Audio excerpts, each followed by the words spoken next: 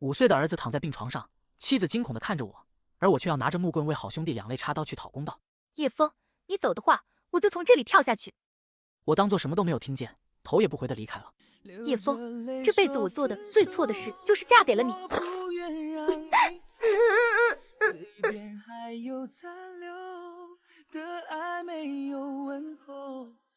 结果那天我被捅了一刀，送到医院的时候已经奄奄一息。朋友见此纷纷离开，老婆苏倩把仅有给儿子看病的2000元给我垫付了医药费，随后抱着孩子一跃而下。我得知此事的那一刻心如死灰。最后是一名老者救了我，并且收我为徒，传授医道。10年后，当我站在人生巅峰的时候，却感觉更加痛不欲生。再精彩的人生没有他们的陪伴还有什么意义呢？老公，你终于有出息了。爸爸陪我玩游戏啊。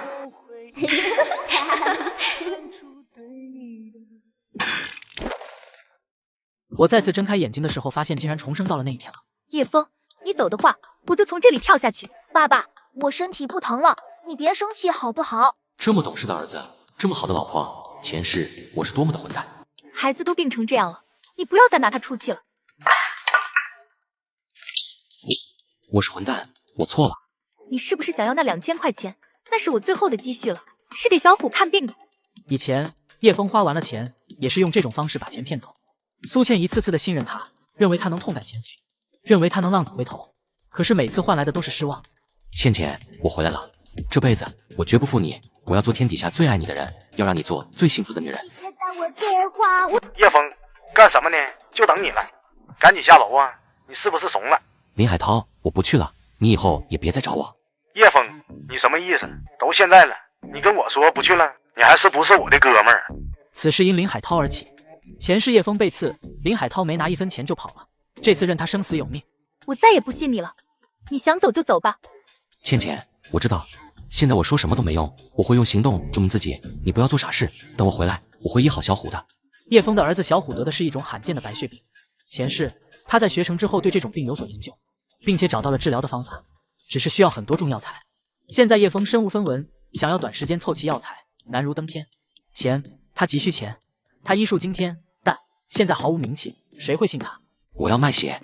这位先生，你可能走错地方了，现在医院是不允许卖血的，你可以选择去楼下献血，献血是一种美德，也有助于心血再生，防止动脉硬化。叶枫，你怎么有空过来？难道又受伤了？卖血500cc， 1500，成交。抽完血后你最好多加休息，要不然会损害你的身体。叶枫拿着1500元去了药材市场买了针灸用的毫针和一些药材，然后又去了超市买了一些蔬菜、瘦肉和简单的生活用品。回到家简单的收拾了一下，然后开始做了一些儿子和老婆喜欢吃的菜。妈妈，你怎么哭了？是不是小虎哪里做的不好，惹你生气了？妈妈没哭，刚才眼睛里进了沙子。妈妈，爸爸是不是不要我们了？苏倩的眼睛通红，她没说话，她怕一说话就会哭。孩子面前，她必须坚强。这时护士走进来，小虎妈妈你好，你们欠费了，如果不及时缴费，会影响后期的治疗。知道了，谢谢。苏倩万念俱灰，现在身上只有2000块钱，已经坚持不了2天，而且这还只是维持治疗。如果做手术，需要最少25万。小虎，你在这里等着，妈妈去缴费，一会儿回来。妈妈你放心，小虎会乖乖的等着，不会乱跑。把最后的2000块钱打到医院账户上。回病房的路上，苏倩感觉头晕目眩。从昨天晚上，她什么都没吃，有那么一刻，她甚至想去乞讨。但是小虎这边离不开人，躲在楼道里，苏倩放声痛哭。有时候，成年人的崩溃只在一瞬间。她可以委屈自己，但不能委屈了孩子。她打算跟小虎说一声，然后去楼下献血。献血后可以领到一些红枣饼干。你干什么？妈妈，爸爸给我们做的好吃的，可好吃了，你快来吃。倩倩，饿吧，你也吃点。苏倩愣住了，她脑袋有些转不过弯，本能告诉她，叶枫这么做肯定是有目的的。2000块钱，我已经充到了医院的卡号上，拿不回来了。爸爸妈妈，小虎很怕你们吵架，你们以后能不能别吵？小虎乖，爸爸以后再也不跟妈妈吵架了。倩倩，从现在开始，钱的事情交给我，你放心，我一定会让小虎好起来的。你想干什么？倩倩，千万不要做傻事，我们会慢慢好起来的。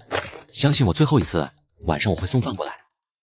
爸爸，我相信你，加油哦！加油！叶枫回到家，他盘腿坐在地上，拿出毫针刺在穴位上。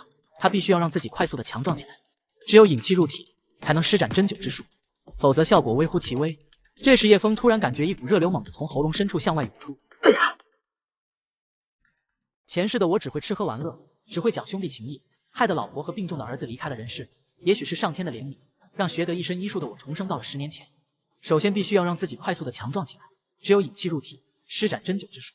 随着口中和穴位处黑色液体的涌出，顺利的排出了一部分体内的毒素。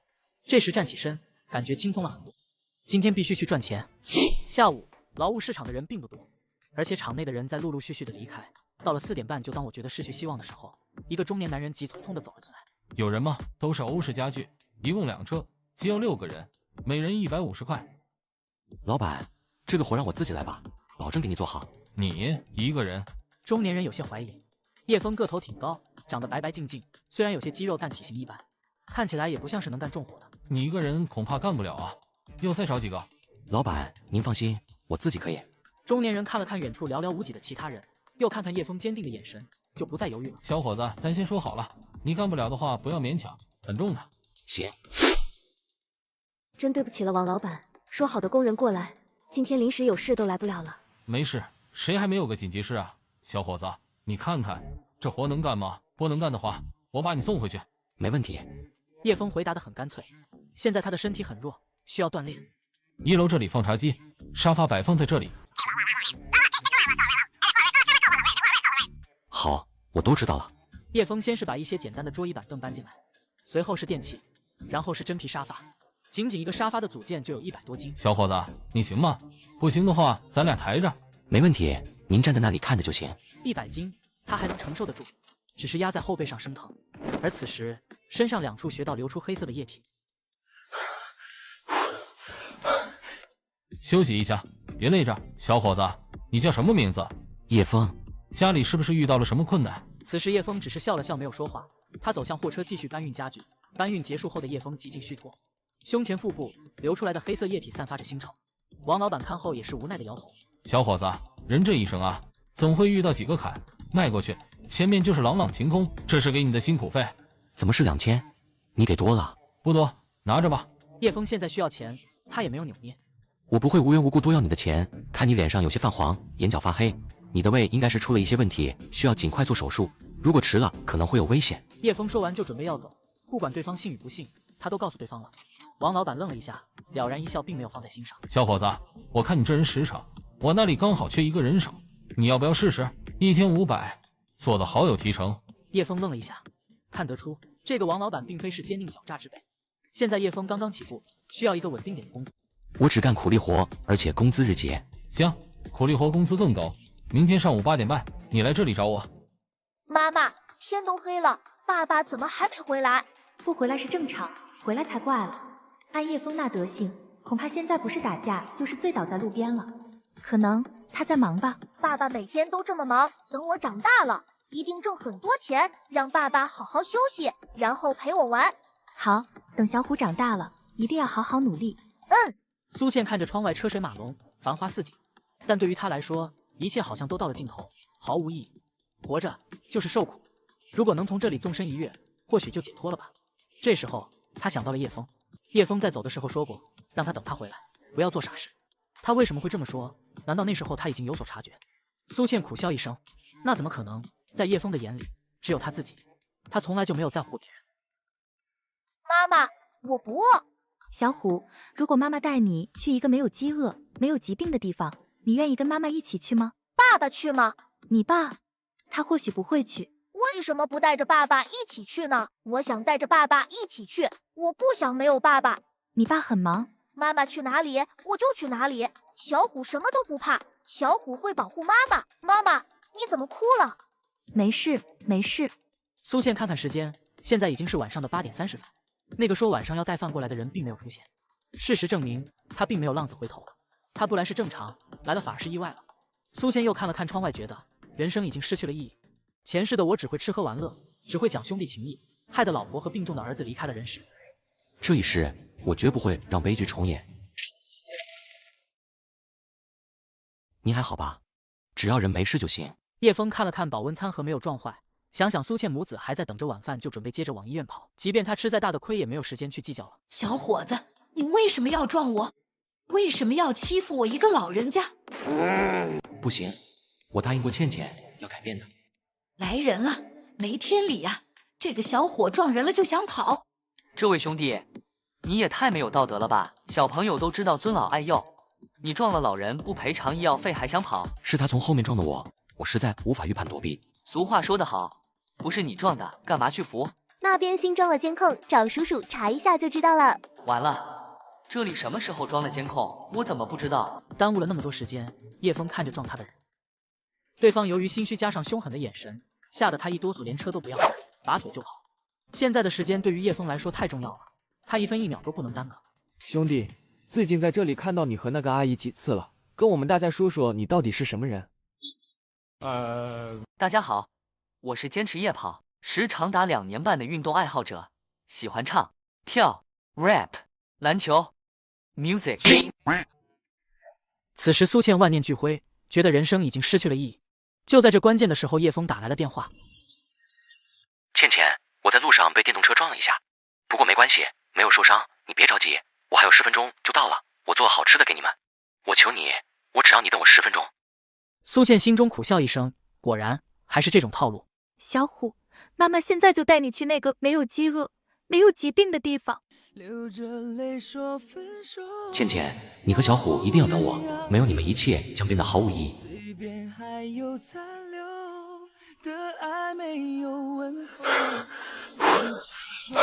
倩倩，对不起，真的对不起。看着一脸担心、疲惫、身上好几处伤痕的叶枫，苏倩既惊喜也难受，她忍不住的大哭起来。是我不好，饿了吧？你和小虎赶紧吃饭吧。我恨你。爸爸，你只和妈妈玩，不理我。小虎吃醋了。小虎，爸爸来抓你了。爸爸，你的胡子好渣啊！你慢点，别摔着孩子，他还是个病号。小虎玩得很开心，玩累后很快他就睡着了。这时候苏倩看着叶枫，仍旧有些担心。你出来一下，我有件事要问你。你是不是又跟人打架了？膀子的伤是下午干活不小心蹭破的，腿上的伤是刚才摔的。你放心，我赚的钱都是辛苦挣来的。说完，叶枫从兜里拿出2000块钱。苏倩呆住了，叶枫也会打工，叶枫也会赚钱，听起来怎么这么玄乎呢？你不会是做了什么其他违法的事情吧？没有，我下午帮人搬家，这是那位老板给的。苏倩感觉自己像是在做梦，看看手里的钱都是真实的，真的是2000块。倩倩，以前我就是一个混蛋，每天就知道自己逍遥，完全无视了你跟孩子。我很愧疚，很自责，是我错了。但你放心，从今往后我不会了。这样的誓言我以前说过很多次，这次就让时间证明吧。如果叶枫真的能浪子回头，人生或许还有希望。但苏倩心中很害怕，她害怕这都是假的，害怕叶枫就是3分钟热度。她害怕一旦自己原谅叶枫，叶枫又会回到从前的样子。你不用向我保证什么。哎呀，你们2个别在这里腻腻歪歪了行不行？昨天晚上我一夜都没有睡好，本以为医院安静，结果刚睡着就被你们吵醒了。一个略带苍老的声音响起，苏倩脸上瞬间通红，她转身向着病房跑去。叶枫顺着声音的方向看向老者，竟然是自己的师傅。前世就是这位老者救了他，并且传授给他一身本事。想不到今生2人在这里相遇。老者警惕地看着叶枫，哼，你想干什么？我身上可没钱。师傅，我是叶枫。什么叶枫叶屁的，不认识。你究竟想干嘛？一日为师，终身为父。徒儿叶枫拜见师傅。有病，你肯定是有病，要不然就是一个大骗子。老者警惕地看了叶枫一眼，然后头也不回地走了。叶枫并没有去追，师傅逍遥一生，喜欢随遇而安，到处流浪。此生或许2人只是过客，擦肩而过吧。前世的我只会吃喝玩乐，只会讲兄弟情谊，害得老婆和病重的儿子离开了人世。晚上回家，叶枫盘腿坐在客厅，先用毫针继续刺激着穴位，在一阵刺痛和痉挛后，黑色的液体继续从2处穴道处流出来。他要赶紧把身体锻炼好，只有打开穴道，引气入体，才可以施展针灸之术。接着喝下自己熬制的中药，这样可以加速穴道周围的杂质排出体外。第2天大早，在给苏倩和儿子送完早饭后，便早早的来到了王老板王有利的家。你来早了，上来坐会儿。不了，我在这里等着。5分钟后，王有利走了出来，看着叶枫笑了笑。走吧，坐我的车，带你去公司。王总，集团联合大会马上就要开始了，其他公司的董事长和员工代表，还有记者都已经到会场了。哎，你看我最近为了亲自忙搬家，把这么重要的事都忘记了。陈经理，后面的那位小伙是我搬家的时候认识的，叫叶枫，做事很实在。你带他去仓库卸货区去报道。还是算了吧。叶枫，你先跟我去会场，大会结束了，我带你去熟悉一下工作岗位。王总，你大事小事都要亲力亲为，时间久了会把身体累坏的。感谢各位参加本次会议。这次集团公司的整合是市场对我们的一次考验，很多人不看好、不理解，甚至不支持。怎么感觉气氛怪怪的？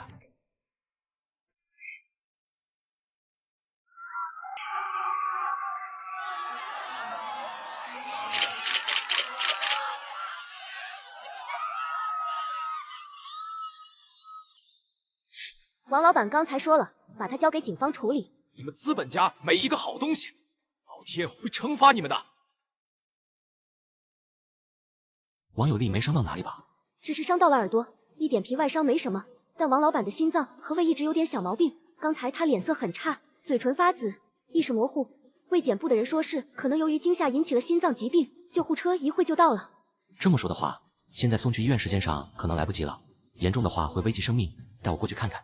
你以前学过医，不是专业人员，还是不要乱救治了。不要浪费时间了，现在的每分每秒都关乎王有利的性命，赶紧带我过去。陈经理陈海燕哪里担得起这个责任？听叶枫这么一说，吓得他赶紧在前面带路。王有利躺在沙发上，陈海燕满脸担心。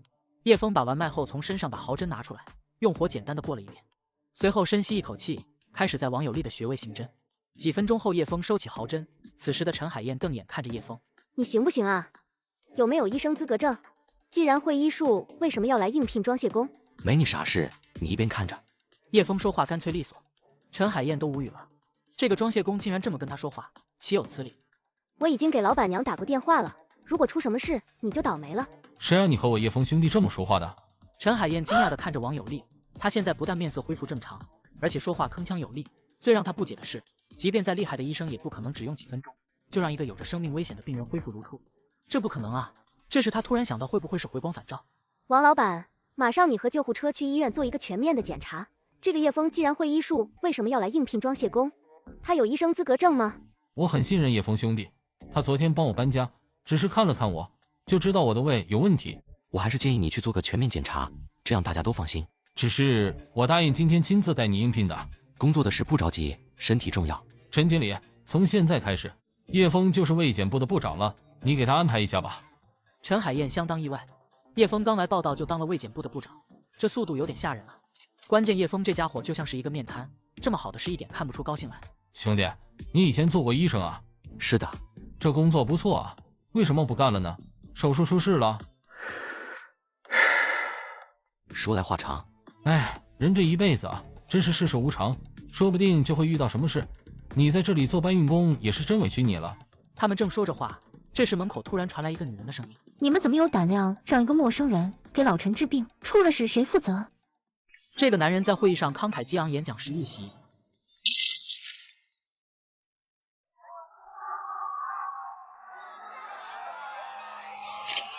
由于受到惊吓诱发心脏病，叶枫用毫针施展针灸之术使其转危为安。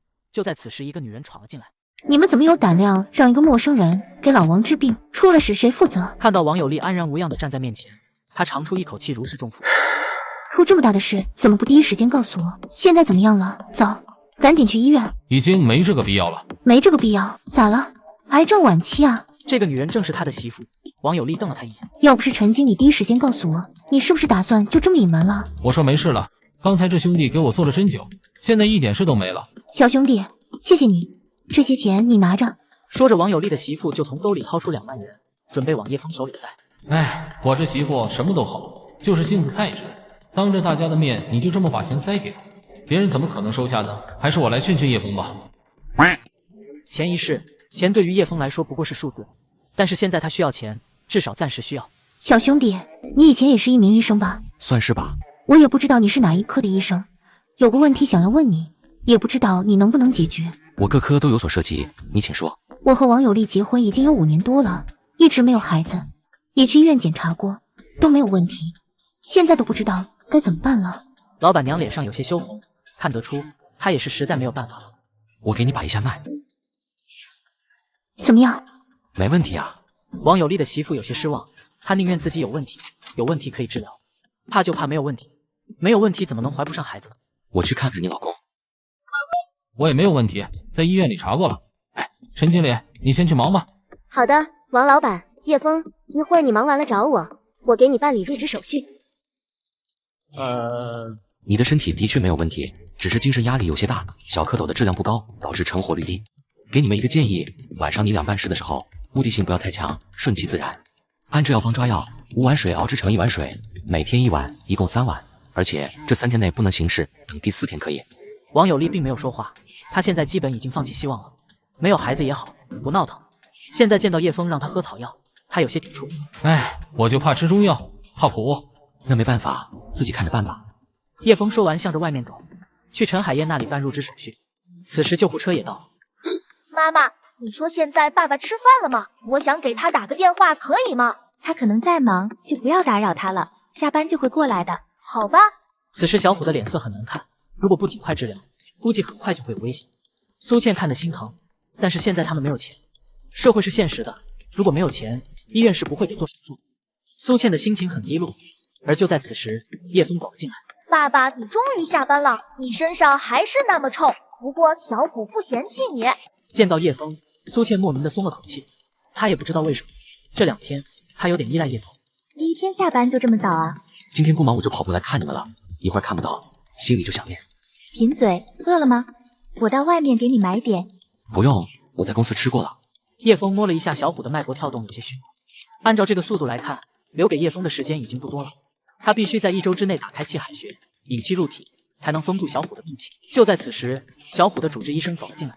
太巧了，小虎的爸爸也在。好消息啊！米国刚研发出针对小虎这类病的药物，这下不用做手术，小虎也能康复。只可惜价格有点高。谢谢医生，我们不需要。那好吧，你们考虑考虑。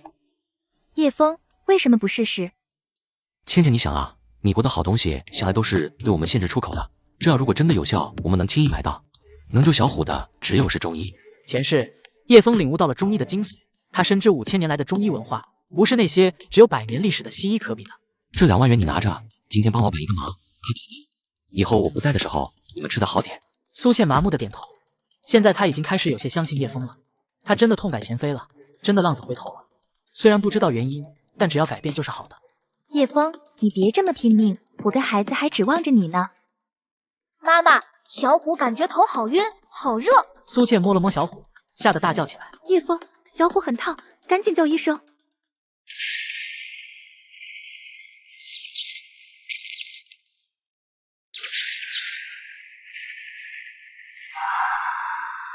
小虎，我是来带你走的。叶枫，叶枫，我怎么了？你刚才看到小虎病情加重，突然晕了过去。医生说你最近过度操劳，加上急火攻心导致的。如果你再出事，我该怎么办啊？倩倩，对不起，让你担心了。我向你保证，我和小虎都会没事的。可是现在，你相信我，我现在就出去，第2天的早晨我会回来。苏倩的眼神中只有绝望。2天能做什么？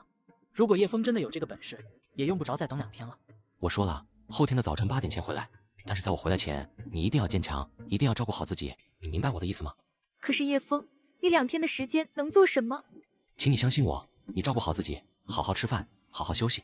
苏倩从来没有发现叶枫的眼神竟然如此的锋利，如此的坚韧。我答应你。现在叶枫必须分秒必争，强迫自己突破极限。2天内或许能弄到20多万，但他不想那样做，不相信手术能彻底治好小虎。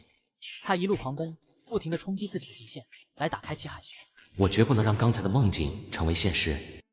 今天你们高兴不高兴？当然高兴，一会儿咱们去继续嗨，我请客。好，我认识一个地方，那里真是赞啊！好，走，咱们就去那个地方。兄弟好久都没有释放一下了。你们看那边是不是坐着一个人？吓老子一跳，哪个家伙在这里吓唬人呢？你这傻货，在这里干什么呢？喂，聋了，问你话呢。你们3个的脑袋被门夹过了。那3人本来就喝酒了，现在见到叶枫竟然骂他们。关键是叶枫就一个人，而且看起来也不是什么人物，他们是酒壮怂人胆。哥几个干他 ！Round 1 Ready go！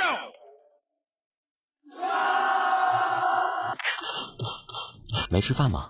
你们用力啊！兄弟们，加把劲！大街上就这样，现在的年轻人玩得真开。叶枫能感觉得出来，在遭受过暴打之后，他气海穴位置黑色的液体快速的流出来。这一刻，他相当激动，想不到这种方法竟然可行。唯一的缺点就是被打的滋味实在是不好受。再来啊！你们三个废物！不行了，哥几个，太累了，我也打不动了。这小子皮糙肉厚啊！继续打呀！叶枫也是相当无语，就现在这些年轻人的体质实在是太差劲了。对面三人看到叶枫没有还手，他们就累成这样了。如果还手，后果不敢想象。哥几个，咱们赶紧走。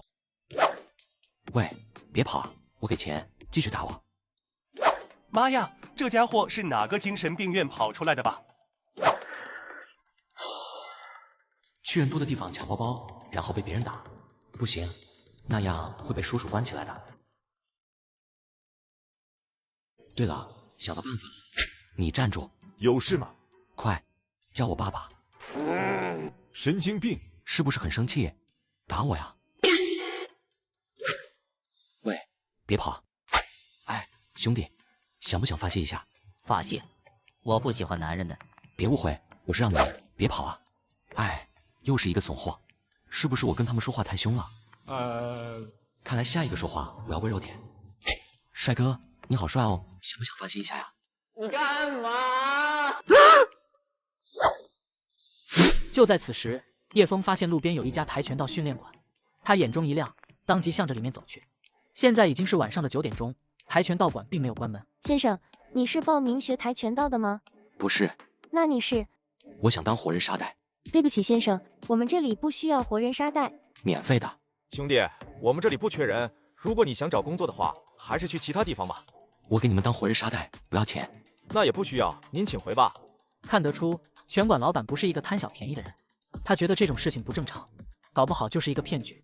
说什么免费，万一碰一下直接倒了，被讹上怎么办？踢坏了我不会讹你们，也绝不要1分钱。我说了，我们不需要。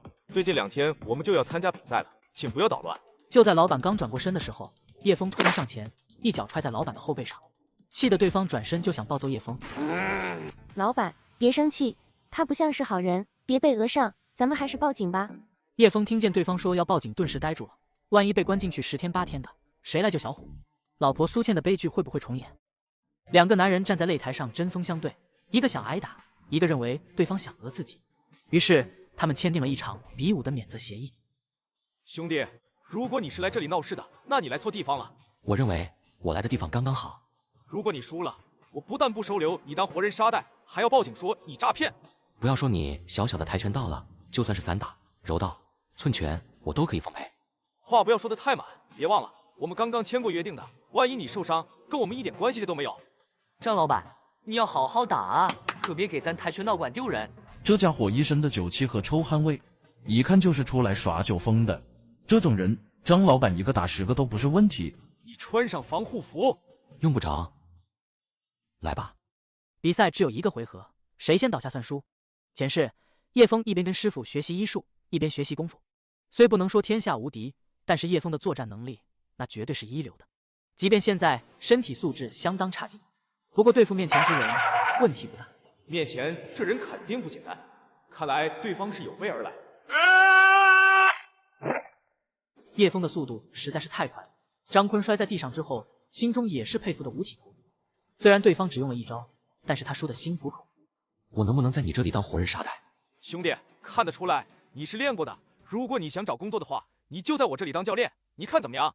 我就想当沙袋，而且你不用给工资，管饭就行。出了事我自己负责。可是这是为什么呀？你为什么要这么做？不瞒你们，我想用这种方法锻炼一下身体。还有这种锻炼的方法？实不相瞒，我对习武很痴迷，可以说涉及了各种武术。我这样做也是锻炼自己的抗击打能力。这样管用吗？我也不知道，想尝试一下。行，不过我们可先说好了，如果你受伤或者出了其他事故，我们概不负责。不用你们负责，你们一起上吧。因为活人沙袋对实战有很大的帮助，所以每个人都对叶枫暴打了一顿。训练一直持续到晚上的10点半。此时叶枫感觉全身都要散架了，这身体实在是太差了。躺在台上，叶枫一动不想动。兄弟，大家想一起去吃烧烤，你也去吧。不了，你们去吧。看得出你应该是有什么苦衷，我不知道你为什么要做这种事，但生活嘛，不能放弃希望。你不去吃饭？不着急，我每天很晚。来，咱们再练半个小时。你赶紧去洗澡吧，身上怎么这么臭？那个，我先去吃夜宵了。叶枫实在是太疯狂了，疯狂的让张坤有些害怕。对了，你别忘了走的时候锁门，我就不回来了。张坤说完就走了。此时叶枫的身体既疼痛也疲惫，但感觉得到的效果还是相当好的。小虎的时间不多了，叶枫不敢放松，他拿了一个哑铃，然后用力的砸向自己的身体。第二天一早，张坤首先来到跆拳道馆，惊讶的见到叶枫躺在台子上。兄弟，你怎么睡到这里了？天亮了，开始吧。大哥，我真是服了你了，你这是玩命啊！好吧，这是你自己的事情，随便你。谢谢，除了脸还有下面身体的任何部位都可以打。我在这里再待一天，明天一早就走。随着学员陆续的到来，叶枫一上午又被当作沙袋打了一轮。兄弟，对不住了，我们不能再打你了，你已经到达身体极限了，如果再挨打会出事的。走，隔壁的饭店吃饭去。打坏了，我不怪你。你不怪我，我也不能再打了。吃完饭你就走吧。张坤拿了2000块钱塞给了叶枫，掉头就去吃午饭了。吃完饭刚回到拳馆，工作人员走了过来。张教练，他走了，钱没有要。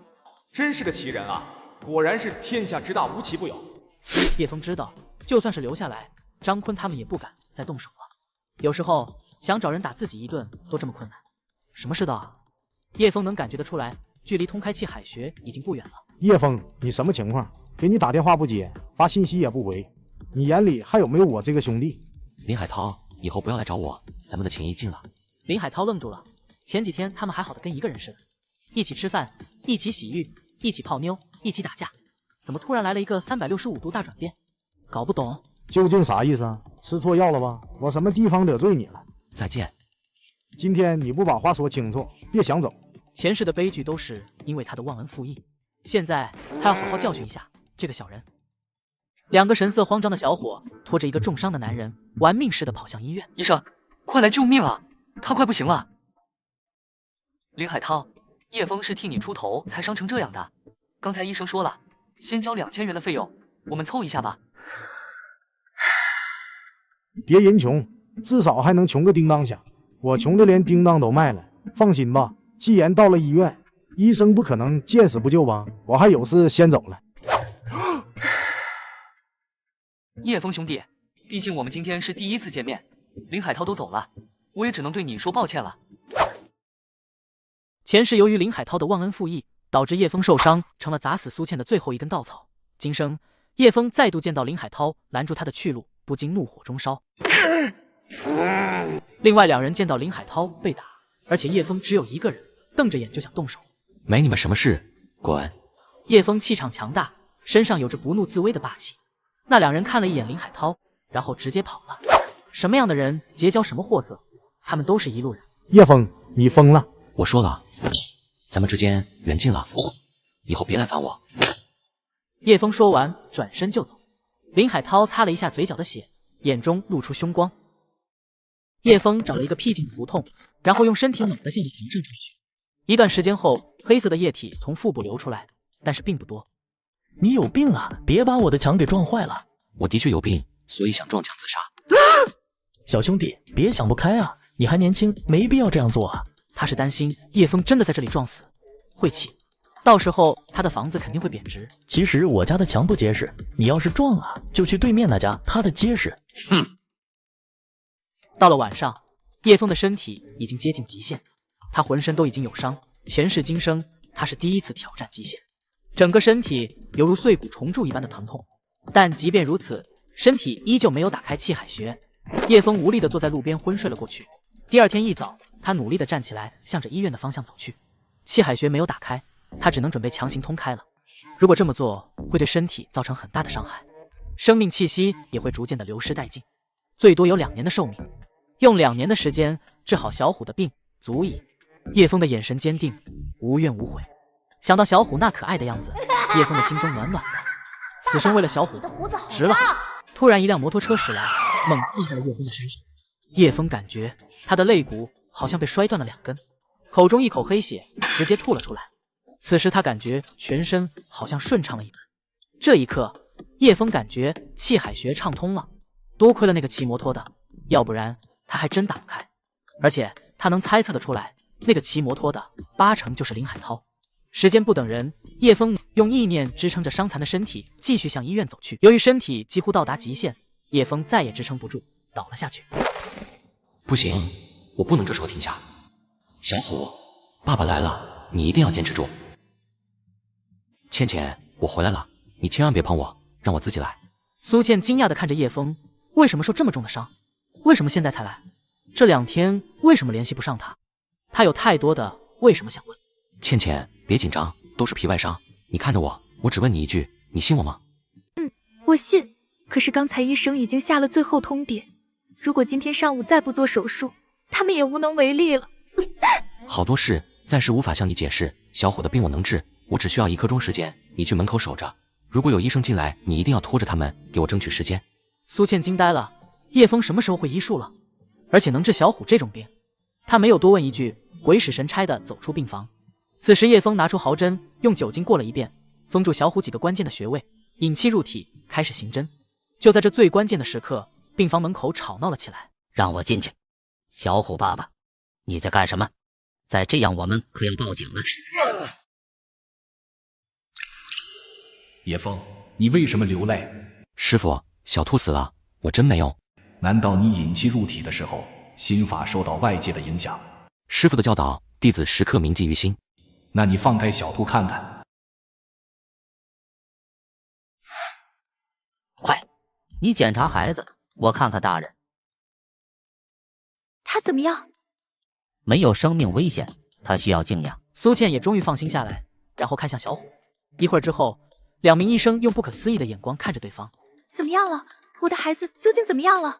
小虎妈妈，一个好消息告诉你，小虎的病情现在稳住了，而且正在好转，这完全出乎了我们的预料，也不知道这究竟怎么回事。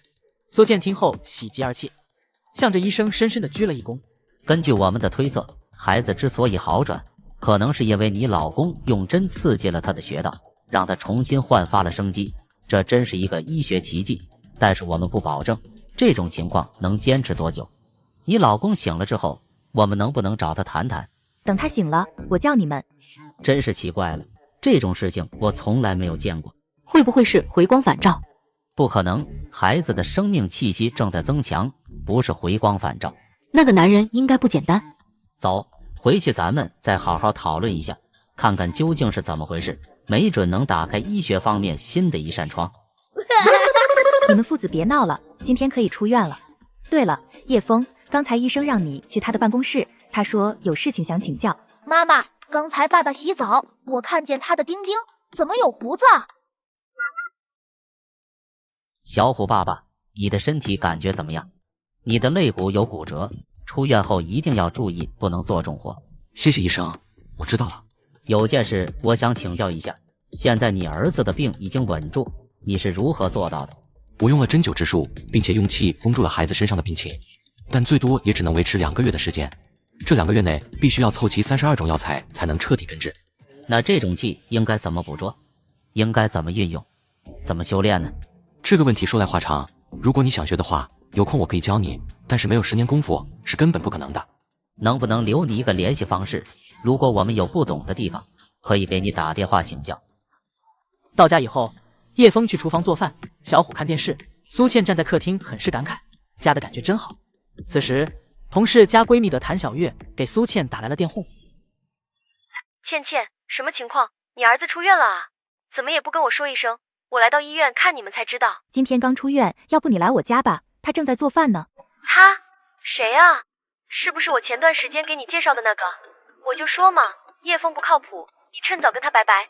小月，是叶枫在做饭呢，这种话你以后不要再说了，他已经变好了。倩倩，你是不是心软了？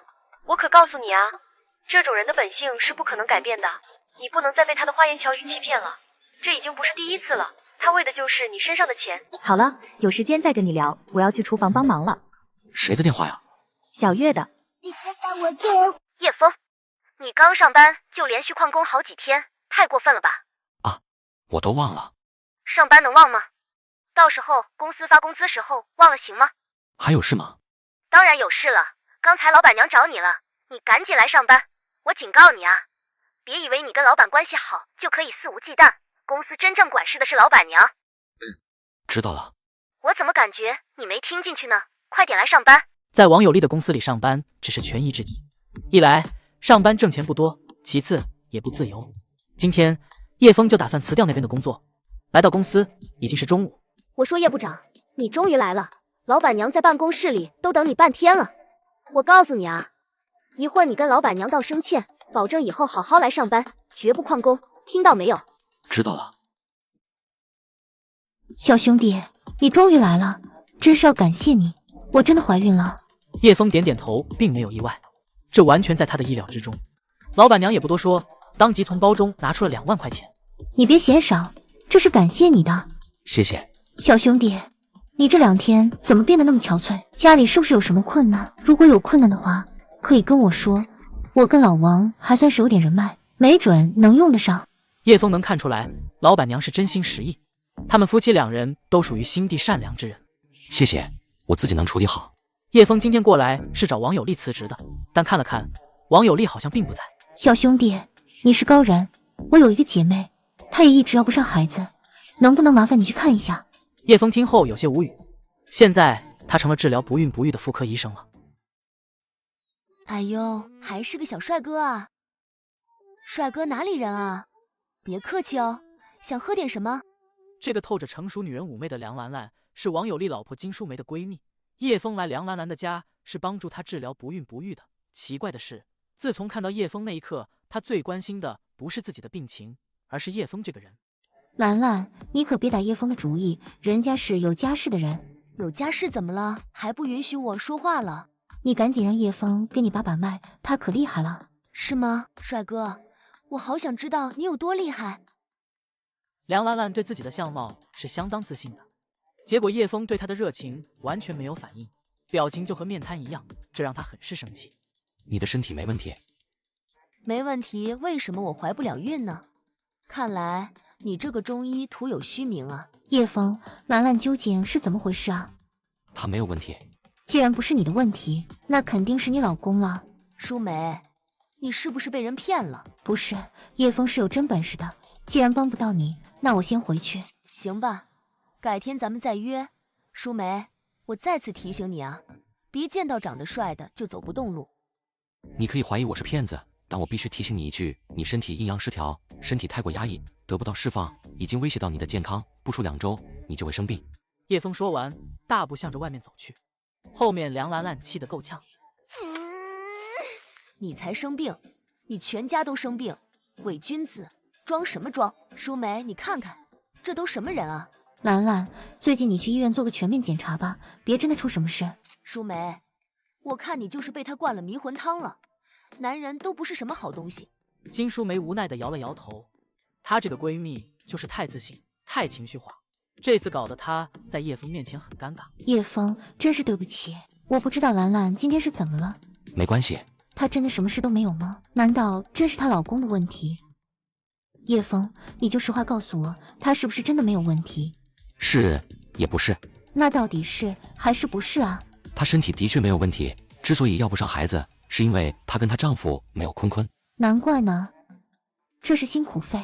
不用，该收的钱我收，不该收的1分不要。今天是小虎住院后苏倩的第1天上班，同事加闺蜜的谭小月对叶枫的改变很好奇，便把苏倩拉到没人的地方，开始吃瓜模式。倩倩，你跟你老公真的和好了啊？听起来怎么这么难以置信呢？他真的变好了，我也不知道为什么，就是突然像是变了一个人。实话实说，你是不是中彩票了？他知道你有钱了，所以……我都不会买彩票，怎么可能会中彩票呢？按照我对人性的判断，他突然对你好，很有可能是在外面做了对不起你的事情，心里内疚，所以想对你好点，以此来弥补内心的愧疚。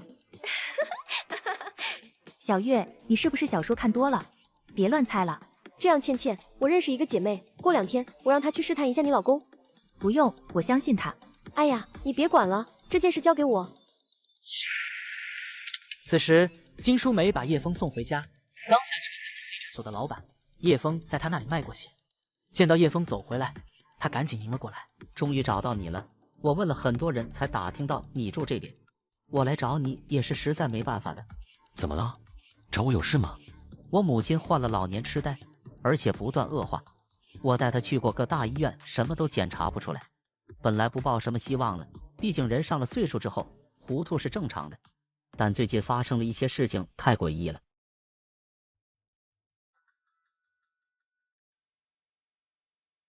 老头子，大热天的怎么穿这么多？是不是下面太冷了？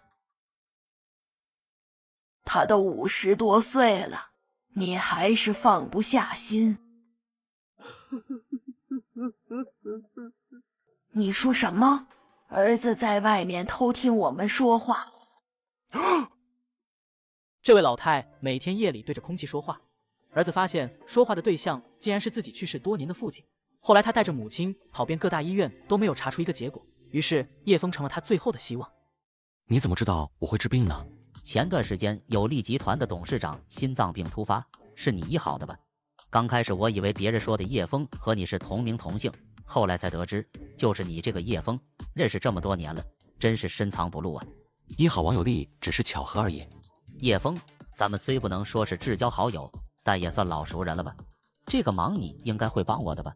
老太太脑血管有些堵塞，导致大脑有些供氧不足，影响了一些记忆功能，同时产生幻觉。你都没有看到病人，就能这么确定病因？看没看到不重要，关键是我能治好你母亲的病。妈，我回来了。你这个臭不要脸的，偷我家地瓜，我家地瓜都不够吃。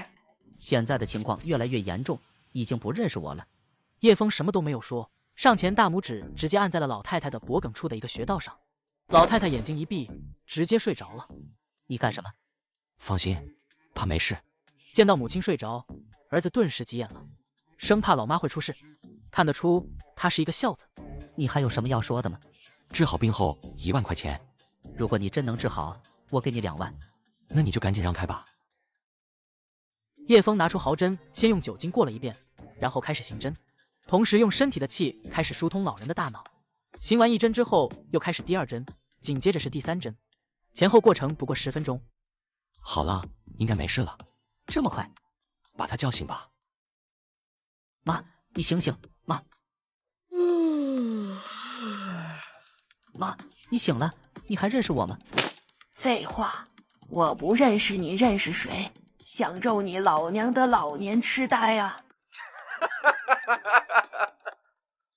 打得好，打得好，这才是我记忆中的老妈。你看我这一觉睡了那么久，还梦到你去世的老爸。哎，你们聊会，我这就去做饭。谢谢，真的是太感谢了。谢谢就不用了，毕竟我也是收费的。好，我这就转给你。看你这么孝顺，1万就可以了。第2天上午，叶枫吃完早饭，然后去公司。今日无论如何，他都要辞职。我说大哥，你上班能不能按时到？这都几点了？我跟你说呀，刚才老板来过了，他找你呢。我过来是辞职的。陈海燕脸上顿时凝固。叶枫这上班时间不长，刚来就当了卫检部的部长，可以说还是很有前途的。现在叶枫突然提出辞职，有些不舍。他对叶枫还是相当有好感的。你是不是开玩笑？你每天上班又不累，工资又高，干嘛辞职啊？留下呗。如果没有小虎的事情，在这里上班也可以，但是现在情况不允许。你帮我办手续吧，我去找老板说一声。等老板同意了，我再给你办。叶枫，你终于来了，走，去我办公室说。老板，他想辞职。辞就辞吧，我早就猜想到以叶枫兄弟的能力在这里干不长。走，先去我办公室。叶枫兄弟，想不到你这么厉害，我老婆真的怀孕了。这话听起来怎么总感觉哪里不对？都是小问题。我有一个客户，身体有点小问题，你什么时候有时间给他看看？可以，没问题。叶枫答应的爽快。现在他需要钱，需要扩宽业务。他没有行医资格证，不可能开个门店，正大光明的行医，只能通过介绍。你什么时候有时间？就现在吧。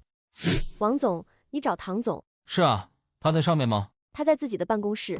前台见到王有利进来，当即笑脸相迎。看得出王有利经常来这里。老王，今天你怎么有时间大驾光临啊？给你介绍一位朋友，叶枫，就是上次我给你提到过的那位高手。小兄弟，你好。你好。唐欢象征性的同叶枫打了招呼，但是从他的表情上来看，他并不相信叶枫。老王，最近生意怎么样？先别说这些，说说你的情况，身体感觉怎么样？问题不大。什么问题不大？你上次跟我说的情况，我觉得很严重，而且我看你脸色就不对。这位兄弟专治各种疑难杂症，我也不怕你笑话。我老婆现在怀孕了，就是他治好的。这个人穿的很是普通，全身上下都是地摊货，看起来更像是一个小混混。老王和他老婆的病应该是一种巧合被他治好了，这种江湖骗子还想骗我，简直就是白日做梦。叶枫，让你久等了，上车吧。金淑梅30出头，看起来像书香名门的大家闺秀。叶枫昨天坐着她的车去了一个别墅，别墅的主人也就是金淑梅的闺蜜梁兰兰，长得妩媚迷人。他们2女1男昨天在别墅里待了很久才出来。和叶枫接触过的异性还有他。小月，这样不好，你赶紧让你朋友别跟踪叶枫了。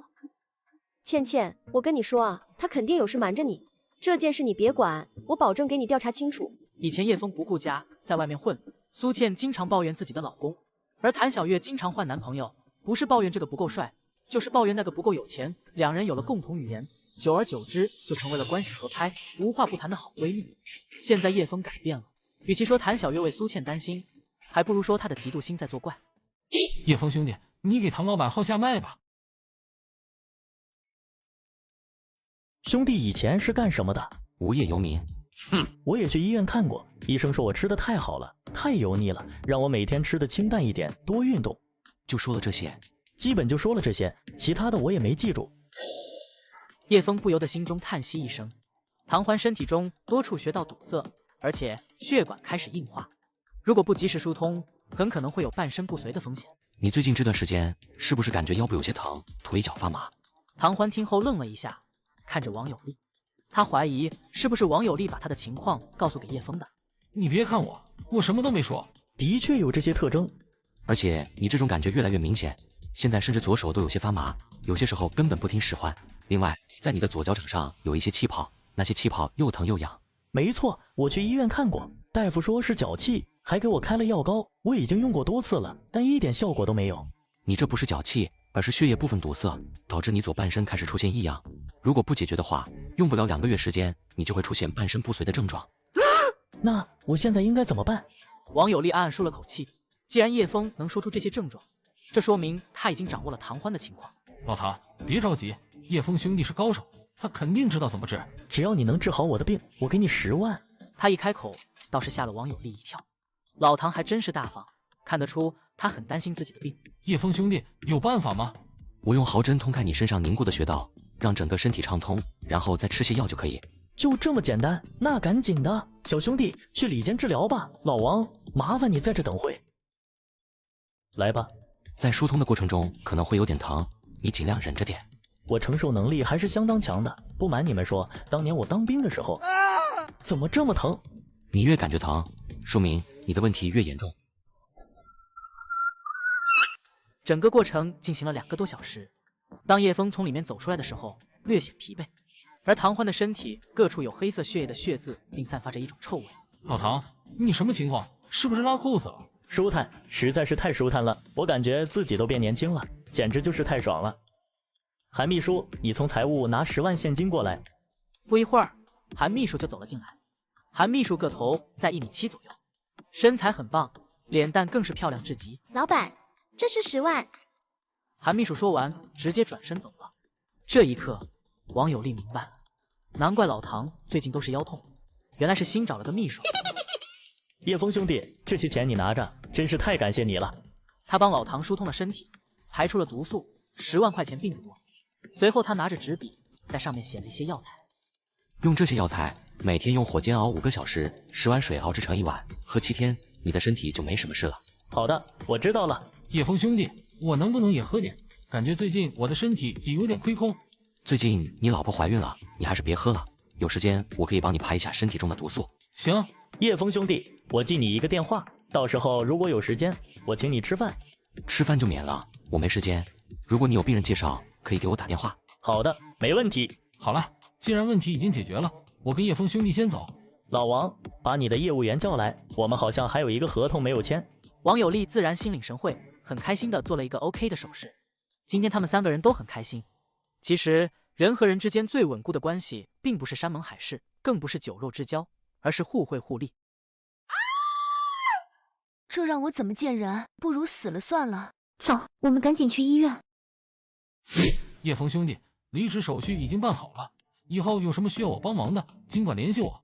知道了，再见。你怎么来了？兰兰全身起了很多脓包，看起来挺吓人的。我想请叶枫过去看看。叶枫，你真是神了！上次说兰兰会出事，真的出事了。叶枫并没有奇怪，只是静静地站在那。你能不能跟我去看看她？现在她很痛苦，而且医院也去过了，根本找不出问题的症状。我今天没时间。叶枫兄弟，拜托了，你就去看看吧。兰兰是我的好姐妹，现在她身上一会儿疼一会儿痒，看了都让人心疼。活该，就她那清高的样子，完全不把其他人放在眼里。现在好了。金淑梅狠狠地瞪了王有利一眼，王有利赶紧闭嘴。她说了，只要治好她的病，她花多少钱都行。明天上午你让她来这里。现在能不能过去？不行，我马上要去幼儿园接孩子放学，然后接老婆下班，回家后做晚饭，吃完饭还要带娃。叶枫兄弟真是一个奇人啊！人家回家给老婆做饭了，你呢？我不会啊。不会，就给我学。倩倩，我男朋友来了，一起送你回去。不用了，叶枫马上就到。真不知道他有什么好，要本事没本事，要钱没钱，还花心，跟着他吃不好穿不好。你不能这么说他。行，不说了，那我走了。亲爱的，我来了。他是谁啊？我闺蜜，一个傻帽，跟了个窝囊废男的。这个中年男人是谭小月的男朋友。他看了一眼苏倩，眼中闪着金光。第二天一早，叶枫早早的起床，给苏倩和小虎做好早饭，便出门晨跑。你打得挺好，就是有几个地方没有掌握要领。小伙子也懂太极拳，略懂一些。你做动作的时候，腰部一定要配合着用力，还有手腕要推出去，而不是生硬的打。对，我就感觉哪里不对，总是找不到问题的要领。听你这么一说，我全明白了。小伙子也很懂啊，做什么工作的？略懂一些医术。你是医生？不是医生，只是懂些医术而已。明白了，中医对不对？算是吧。我看现在都已经8点半了，你不用上班的吗？还是说你是专门在这里等我？专门为了等你。他叫宗鸿海，星耀集团的董事长。他白手起家，一步步走到现在，可以说是阅人无数，也经历过大风大浪。他不相信会有偶然的巧遇。说吧，找我什么事？如果我能帮上就帮，如果帮不了，你也别怪我。我不是找你帮忙，而是过来帮你。宗鸿海听后顿时哈哈大笑起来。这种推销套路他见得多了，这年轻人想在他面前班门弄斧，那是小巫见大巫。哼，我没有需要你帮忙的地方，看来咱们是有缘无分了。多年的创业生涯让你的胃有些不堪重负，虽然你看过很多医生，但是一直都没有治好。宗鸿海听后并没有理会，他的胃不好，一般了解他的人都知道，早年创业饥一顿饱一顿导致的。等成功之后，他专门去医院找过大夫，但是医院也没有办法，只能让他养。你的胃每天会疼2次，凌晨的3点钟一次，一次有15分钟，另外一次就是在中午的时候，也是15分钟。这种疼像是针扎，让你痛不欲生。叶枫说完，宗鸿海直接愣住了。他的确有这种毛病，但是他谁都没有告诉，就连医院的大夫和自己的老伴都不知道。他不想让身边的人为他担心。不管怎么样，这一刻宗鸿海出了一身的冷汗。你是怎么知道这些的？我谁都没有告诉过。我既然懂医术，自然能看得出来。宗鸿海的这种状况，叶枫并不是看出来的，而是在前世的时候亲自告诉叶枫的。宗鸿海疑惑地看着叶枫，这个人年纪轻轻，不像是厉害的中医。你说你能看出来，那你说你还能看出什么？我还能看出你已经有半年没有吃肉了。你每次胃疼的时候，都会牵扯着全身开始痉挛，那种感觉就像是针刺，而且你犯病的频率在增加，犯病的时间在增长。如果不及时治疗，最多1年的时间，你的胃病就会转为胃癌。你能治疗我的胃病？能。我去过很多大医院，他们都不能保证治疗好。你说你能？这是我的电话，如果你相信我，就和我联系。叶枫说完，就向着远处跑去。给我好好查一下这个人，如果身份复杂，说明他对我有不可告人的目的。该怎么做，就不用我多说了吧。叶枫，28岁，没有任何学历文凭，爱好喝酒、打架、泡妞，是一个标准的小混混。他的妻子苏倩是我们旗下海天设计公司的职员。前段时间，他的儿子因一种罕见的白血病住院，在这个期间发生了一件怪异的事情。董事长，请看，这是在医院附近的监控视频。当时叶枫被神秘人撞飞，普通人的话可能当时就没命了，但是他却站起来继续走向医院。当天他儿子的病情就得到控制。难道是在生死之间他领悟了某种技能？这个人有意思，你给我联系他。好的，董事长。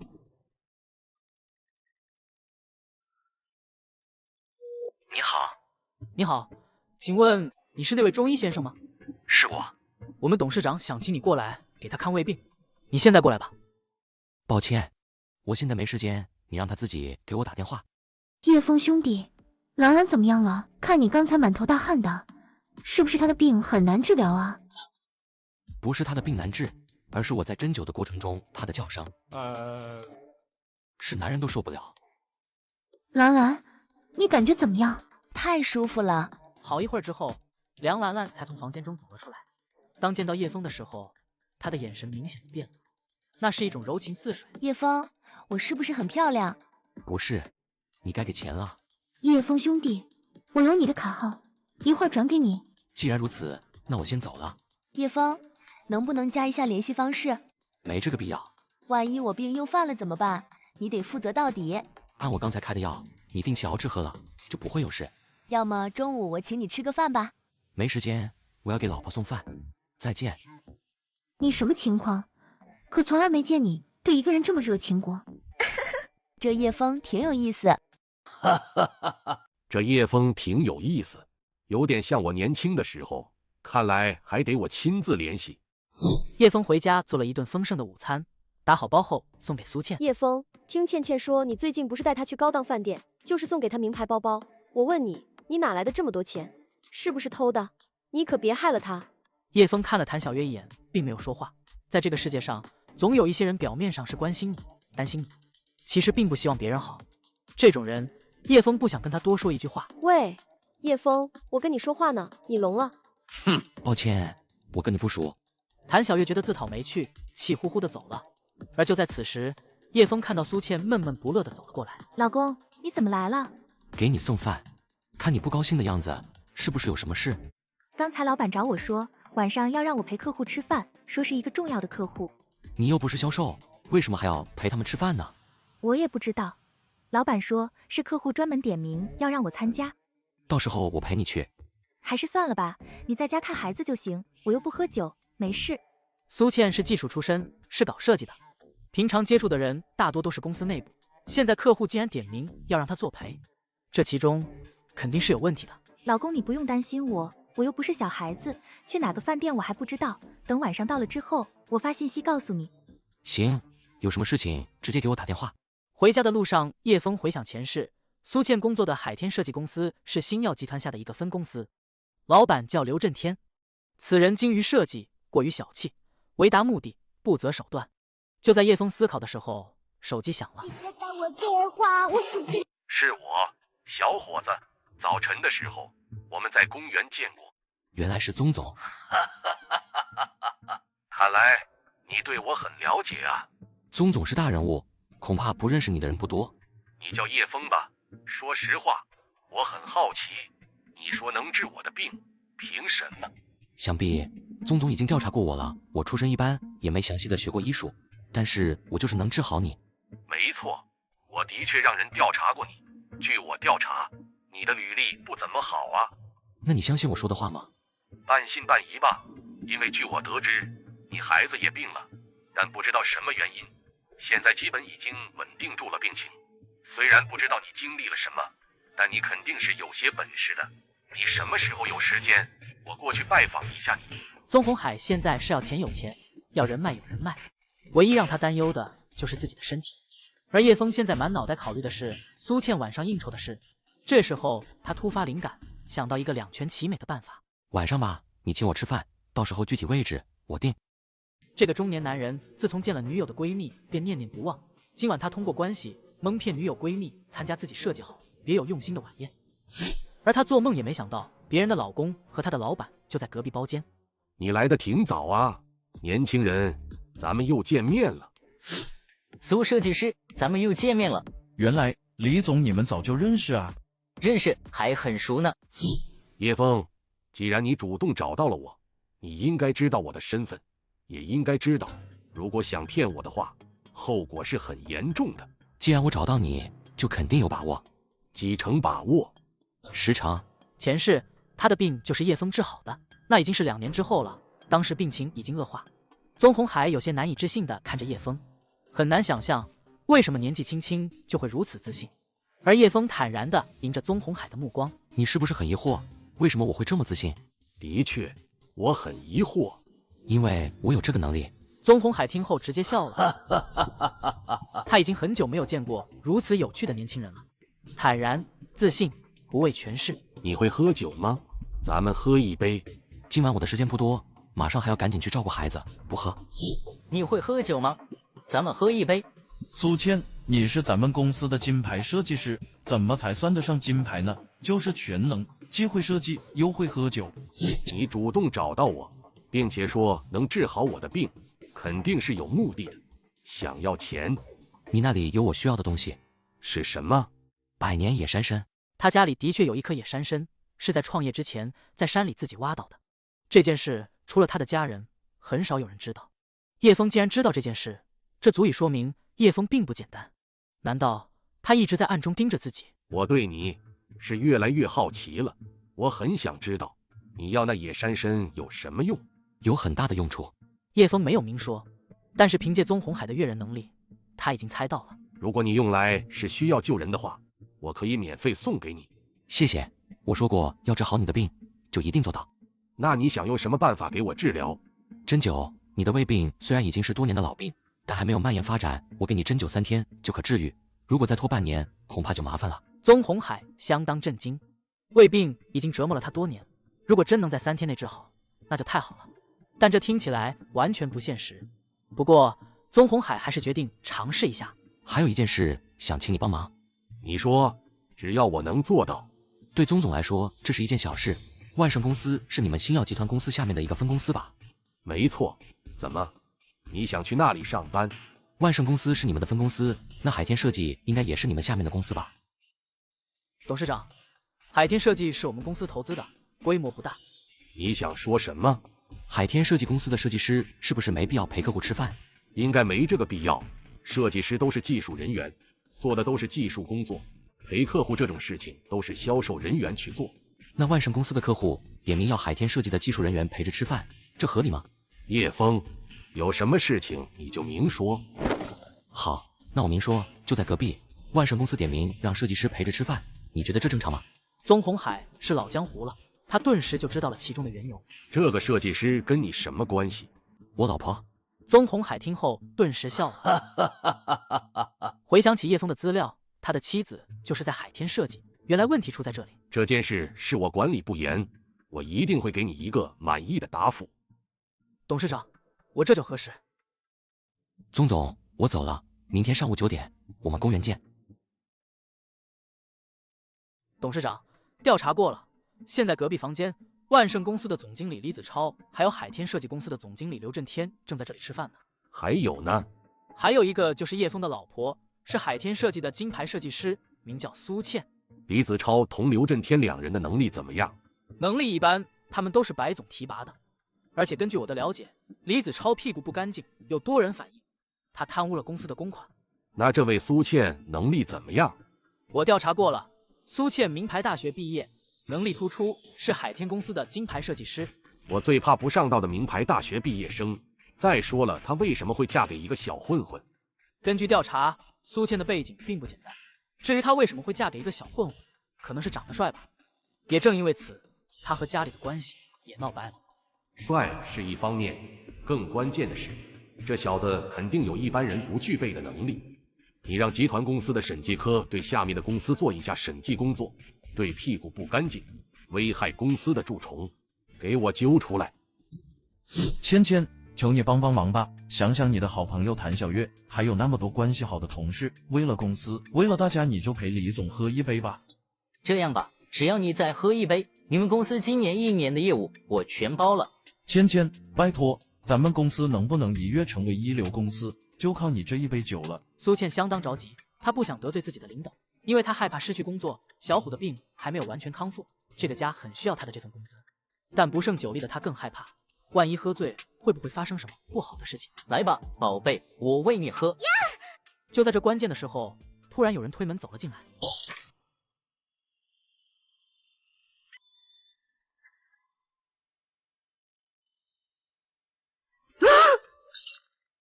宝贝，我为你喝。这个中年男人通过关系想对下属图谋不轨，就在关键的时候，他们的老板受女人丈夫之托走了进来。老头，走错房间了吧？董事长，您怎么来了？哦，你们在吃饭呢？董事长，您还没吃吧？我给您点些这个饭店的特色菜。不用，刚好过来办点事，过来看看。李子超有些激动，有些兴奋，想不到平时开集团会议时，他只能远远地看着的宗红海，今天会直接来到了他吃饭的房间。你是李子超，李总？我是万盛集团的总经理李子超。哦，这位叫我老头的是？董事长，这位有眼无珠的是咱们集团公司下面设计公司的经理刘震天。那后面那位呢？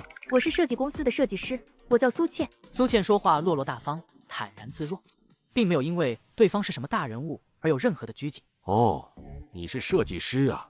结婚了吗？结婚了，孩子都5岁了。哎呀，看着不像，还以为你是刚毕业的大学生呢，长得可真漂亮。您过奖了。今天你这是陪客户吃饭？董事长，我们认识，都是朋友，刚好今天没事，约在一起吃饭。是这样吗？算是，也不算。本来下班我是准备回家的，我们老板说要陪客户，所以就过来了。宗红海其实是在试探苏倩，如果今天这个局是苏倩主动申请来的，那这件事他也不想多管，毕竟有很多女人人前一套，人后一套，特别是在他们丈夫面前。但是经过试探，他发现苏倩并非是那种女人。你是怎么认识我们李总的？难道董事长喜欢上苏倩了，想要把她给收了？董事长，我们早就认识，不但认识，而且还是好朋友呢。李总是我同事的男朋友，我跟他见过面。董事长，根据我的了解，李子超经理已经结婚，而且还有一个孩子。你结婚了？你既然已经结婚了，为什么还要欺骗小月？你还是不是人？我跟小月只是普通朋友，小月也知道这件事。苏倩，你怎么看这件事？太无耻了。董事长，其实这件事不是你想的那样。哦，对，好，董事长就在这边。按照程序办吧。我还有事，先走了。宗红海说完，当即向着外面走去。李子超同刘震天都愣住了，集团董事长怎么突然来了？问了几个问题，突然就走了。莫非董事长是为了苏倩而来？芊芊，你跟董事长什么关系？刘总，我都说过多少遍了，请叫我苏倩。好吧，苏倩，你以前是不是认识董事长？我不认识，以前从来没见过。此时的李子超心中忍不住的兴奋，他感觉已经掐住了董事长的软肋，只要他拿下苏倩，然后再让苏倩去伺候董事长，那以后进集团就不是问题。而就在此刻，房间门再次被推开。你是李子超？我是，有什么事吗，警察同志？我们接到举报，你涉嫌贪污公司公款，数额巨大，请跟我们走一趟吧。警察同志，你们是不是搞错了？请配合我们的工作。刘震天，赶紧找人救我。这个时候，刘震天哪还顾得上李子超，他生怕惹火烧身，况且自己的屁股也不干净，他现在要赶紧回去屏障。李胖子，让你经常欺负我，这下完了吧？哦，苏倩，你跟我说实话，你真不认识董事长吗？真不认识。你身边的人会不会认识董事长？苏倩想了一下，她现在身边的人除了几个同事，就是老公孩子。没有认识的呀。真是奇了怪了，苏倩，你自己先吃着，我有事先走了。喂，你别忘了付账。苏倩看着满桌子的菜，很多都没有动过，扔了有些浪费，干脆打包。当苏倩回到家的时候，已经是晚上的9点钟，小虎已经睡着，叶枫盘腿坐在客厅。干嘛呢？打算修炼成精啊？你手上拎的是什么呀？看夫君最近很辛苦，这都是些补药，大郎该吃药了。还是留给你的西门大官人吧。你知道吗？今天我陪客户吃饭，原来是小月的男朋友。还有啊，他竟然有老婆孩子，当时真是气死我了。然后呢？苏倩把晚上的事情讲述了一遍，然后聊着聊着就进了房间。这一段非常无聊，我就替大家观看了。行医如做人，德才兼备，方能立于不败之地。师傅，我到了。回去吧，3天后的这个时间再来。师傅，是我哪里做错了吗？与老人妻，后何也？你迟到了3分钟，我最不喜欢和没有时间观念的人打交道，即使你是帮我治病。宗总，对不起，我迟到是有原因的。不管什么原因，你也要明白一个道理：与老人妻，后何也？你今天迟到的原因是什么？孩子尿床了。听到这里，宗鸿海心中的怨气顿时全无。真看不出你是这么一个顾家的男人。我很好奇，是什么让你浪子回头的？人总会长大，总会变得成熟。是啊，总有一件事能让人快速的成熟起来。那一年我16岁，父亲意外走了，我是从那时候开始长大的。那时候，宗鸿海感慨万千，和叶枫说了很多自己心酸的过去。每一个成功男人的背后，哪有容易的？哎，我怎么跟你说了这些？真是人老了，爱唠叨了。人生无常，谁也不知道未来如何，还是珍惜当下吧。叶枫，我怎么感觉你有点老气横秋？这不符合你的年纪呀。也许是经历的多了。你跟我一个老头子说经历的多了，你这是笑话我吗？两人随意的聊着天，完全跨越了年龄和身份。叶枫兄弟，以后咱们以兄弟相处吧。如果你不嫌弃，就叫我一声老哥。那我不是占你便宜了？哪有什么占不占便宜的？一会儿完事，我请你吃饭。坐在这里不要动。叶枫用身体中的气缓缓输给宗鸿海，宗鸿海只感觉全身如针刺般疼痛，但是胃部却是暖暖的，很舒服。10分钟后，施针结束，只见叶枫的脸色有些惨白，大口的喘着粗气。叶枫兄弟，你没事吧？这一针可以保你10天内不会犯病。我也感觉身体很舒服。叶枫兄弟，你真是一个奇人啊！你这一手是跟谁学的？自学成才。宗鸿海哈哈一笑，他并没有多问。对于叶枫说自学成才，他自然是不信的。旁边不远处新开了一家虾馆，据说挺好吃的，我们去那里吃。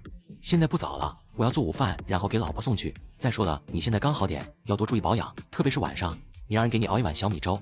对了，你们家晚上做不做小米粥？我去你家蹭饭行不行？随你吧。那行，你把具体位置告诉我，我晚上过去蹭饭。今天我要宣布一件事，想必大家也应该已经猜到了。设计部主管的这个位置已经空着半年了，经过半年的考察，公司决定任命你们其中的一人担任设计部的主管职务。倩倩，这个位置是不是你的？你昨天陪客户吃饭，是不是很尽兴啊？不可能，我吃到一半就走了。关于李子超的事情，苏倩并没有告诉谭小月，她相信很快她就会知道李子超出事了。真的？你们吃到一半就走了？看着谭小月坏笑的样子，苏倩心里有些不舒服。你想什么呢？没什么不好意思说的，我告诉你啊，当时我跟李子超在一起的时候就是这样，最后我成了他的女朋友。倩倩，你昨天那个客户应该不错，只要抓住他，总比跟着叶枫强吧？苏倩没有再说话，两人根本就不在一个频道上。而这时，刘震天也开口了：“我宣布，从现在开始，苏倩就是咱们公司的设计主管。”苏倩转头想要拥抱一下谭小月，此时的谭小月已经走出了办公室，她心情很糟糕。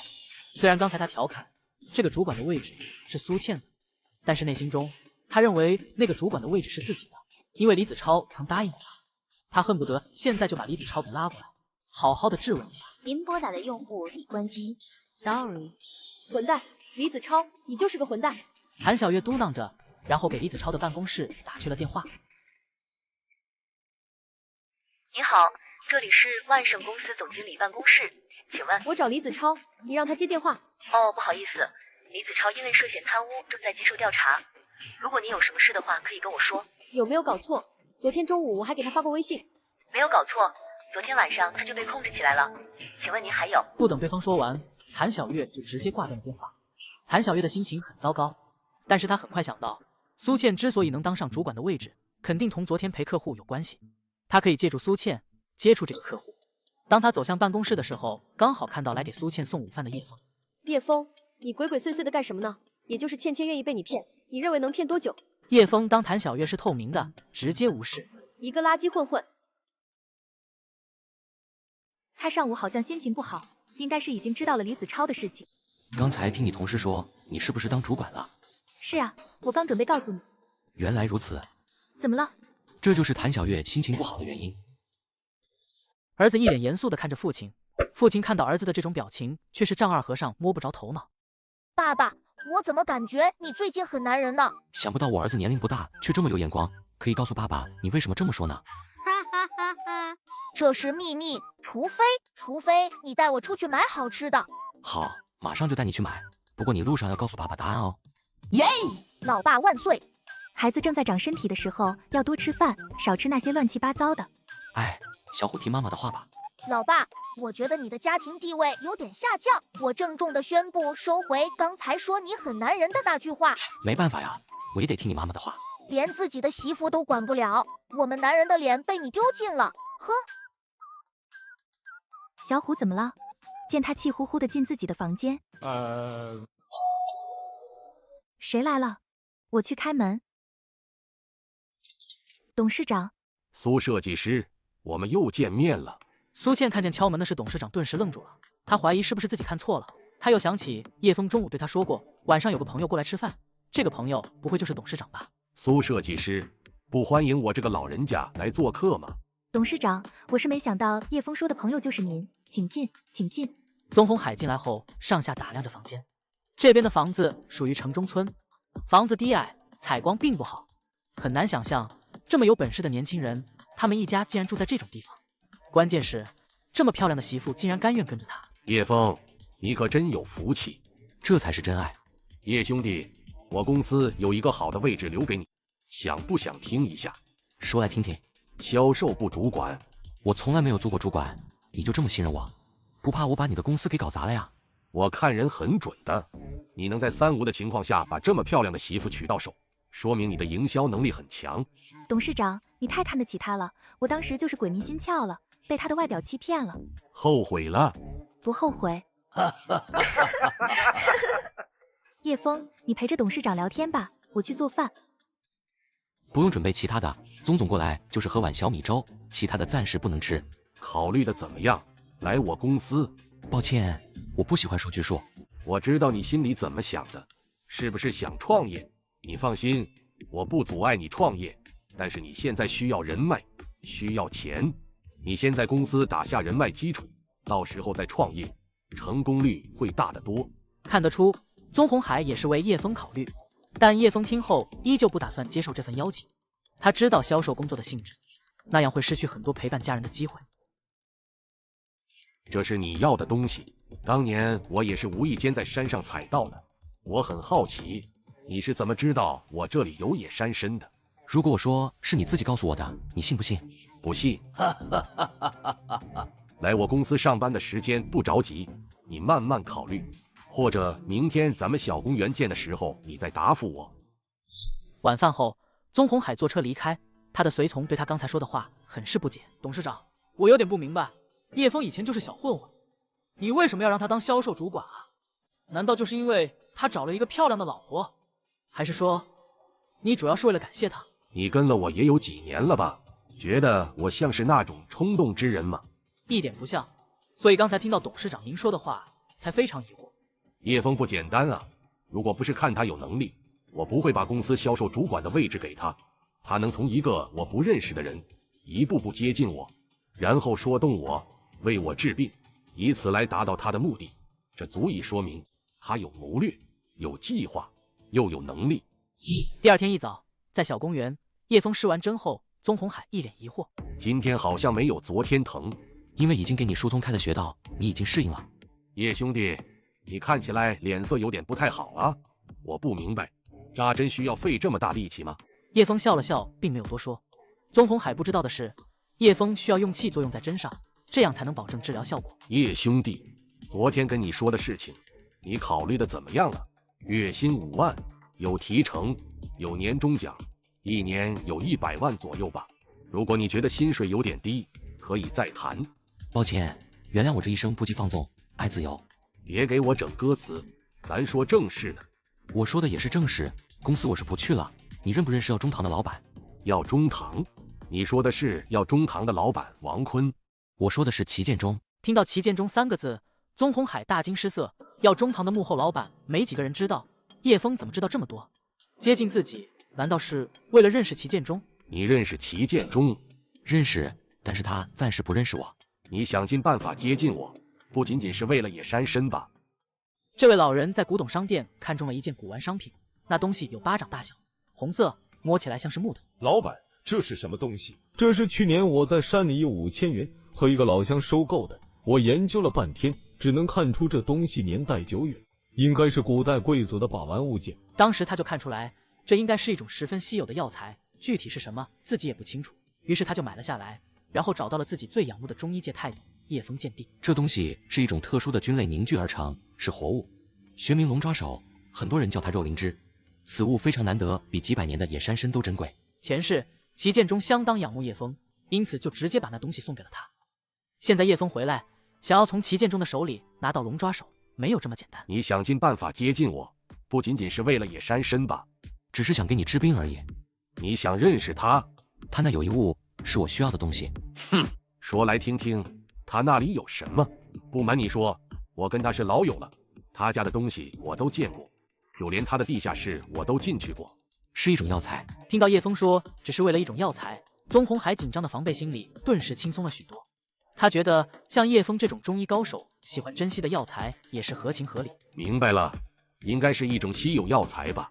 的确稀有，而且这种药材就连他自己都不知道是什么。叶兄弟，你是在开玩笑吧？既然你知道齐建中这号人物，那你就应该知道他的身份。我知道他的身份，也知道他是世家，但有些东西就算是家学渊源也不一定都知道。宗红海点了点头，他认同这个观点，但是他不认为叶枫的学识要高过齐建中。你等着，我给他打电话。你的老东西怎么想起来给我打电话？建中还没起床呢，你在哪呢？有啥事快说，我正在忙呢。你忙个屁，是不是又出去旅游了？哎呀，老宗啊，你要想得开，钱是赚不完的，你要尽早培养接班人，到了咱这个岁数，要懂得享受。咱们什么岁数？现在正是应该大显身手的时候。你可拉倒吧，快说，啥事？在你家有一种药材，就连你自己都不知道它是什么，是不是有这件事？你这不是扯淡吗？我家的药材不是，你什么意思啊？调查我啊？听齐建中这个口气，宗红海突然意识到一个问题，没准在齐建中的家中真的有这种药材。没什么意思，就是问问你家里的那个东西，我有个朋友认识。不可能，我都不认识，你朋友会认识？你朋友都是那种酒肉朋友，满嘴的胡扯八道的。齐建中，你要是这么说的话，那我可不高兴了。你也是我朋友，你觉得你自己是什么人？行了，别扯了，没事，我挂了。等等，我先挂。老东西还想挂我电话？叶兄弟，你是怎么知道他家有这种药材的？我说我会算卦，你信吗？信，真信。宗红海自然是不信的，现在他甚至怀疑叶枫是不是特殊工作人员。这样吧，一会儿我去趟他家，问问他那药材卖不卖，如果卖的话，我给你买过来。那就多谢了。行了，不能跟你多聊了，一会儿我还要开会，先走了。你上次调查的资料有点不准确啊，我怎么感觉他身上有很多秘密？他从小到大的资料我们全都调查清楚，并没有特殊之处。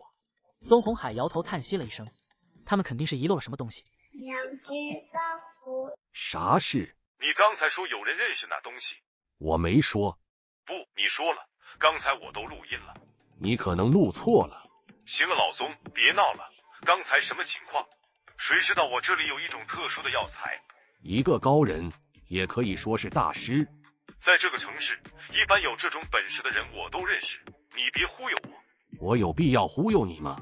我准备去开会了，没事挂了。别，等一会儿，我先挂。什么？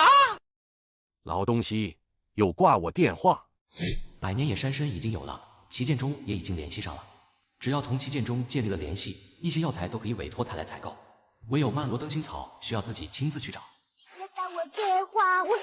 谁？叶枫，是我，梁兰兰。哦，有事？说话这么冷淡，不认识了？前不久你才刚治好了我的病。知道。有没有时间请你吃饭啊？没时间。现在没时间，那晚上有没有时间？晚上也没有，我还得给老婆孩子做饭。那明天有没有？明天也没有，你还有事吗？哼，撒谎！你分明没什么事，我现在就在你家门口，我要进去坐坐。有一群特殊的闺蜜圈，她们经常相约聊天、逛街、旅游或者娱乐消遣，表面上看很是风光，气质不俗，但是内心是相当寂寞的。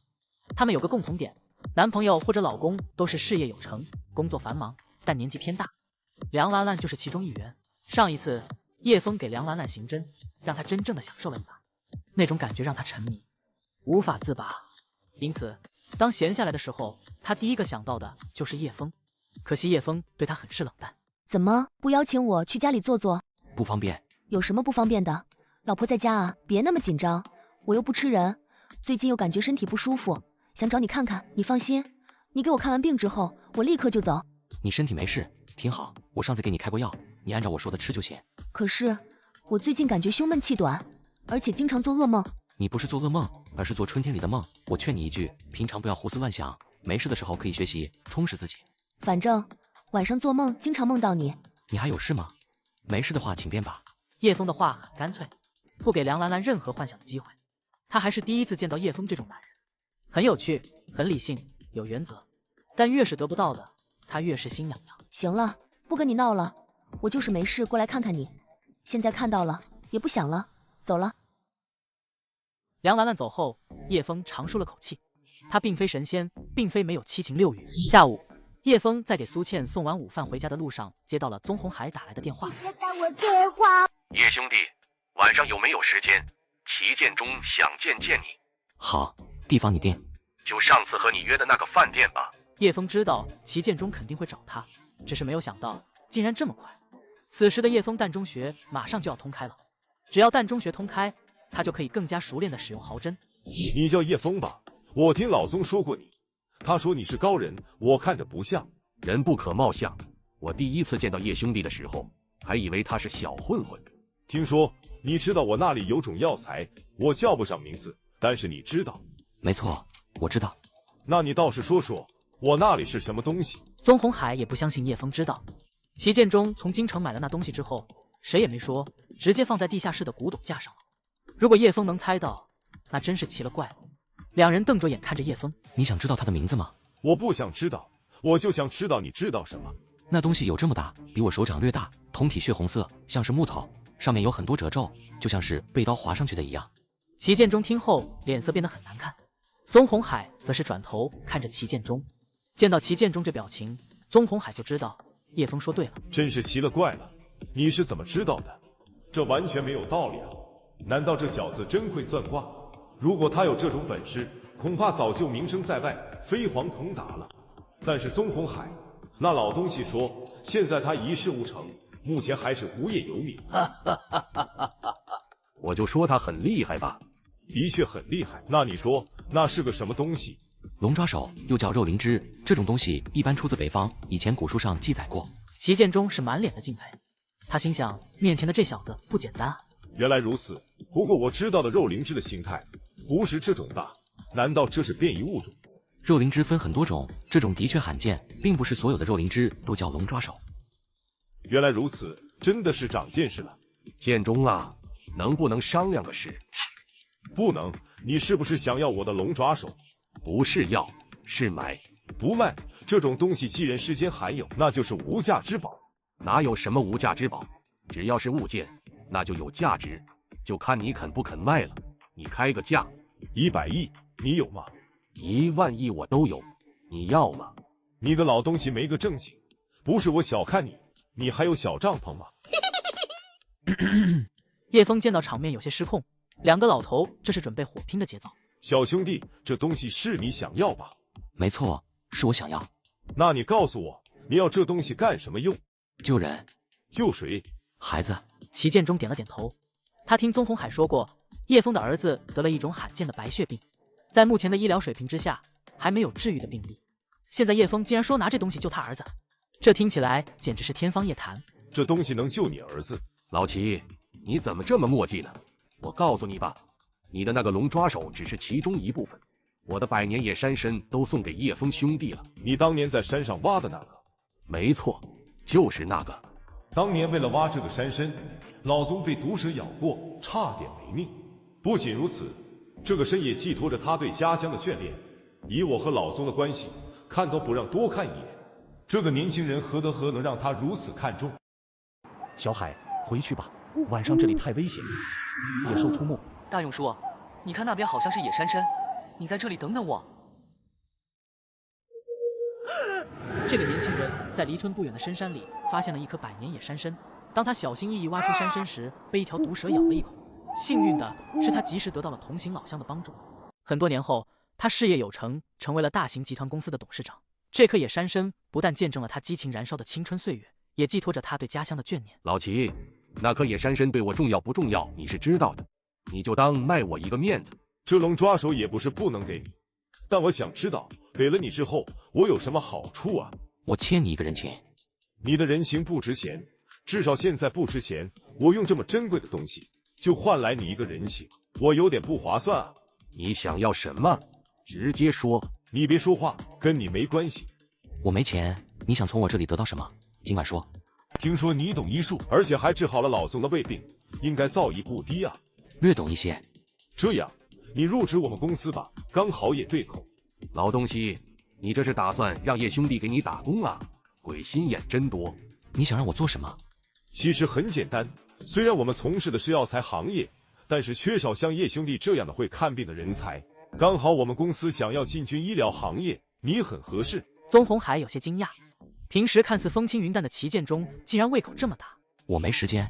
叶兄弟，他不给拉倒，咱们再想其他办法。走。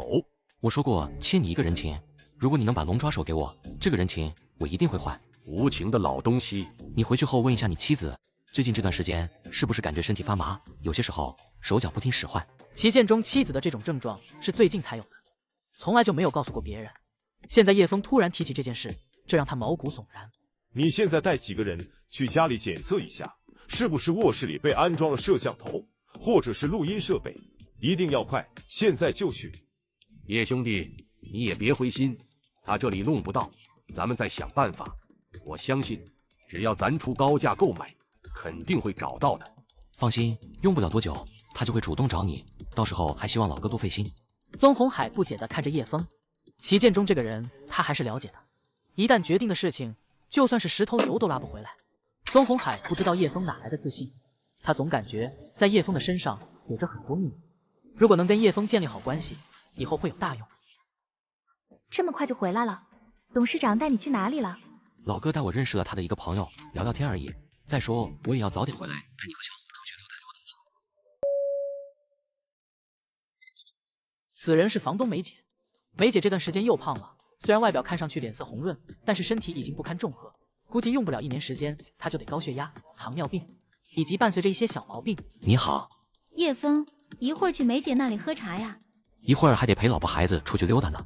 梅姐被叶枫拒绝，加上她看到房间里的苏倩不但漂亮，身材也好，怎么吃都不胖，顿时就很不开心。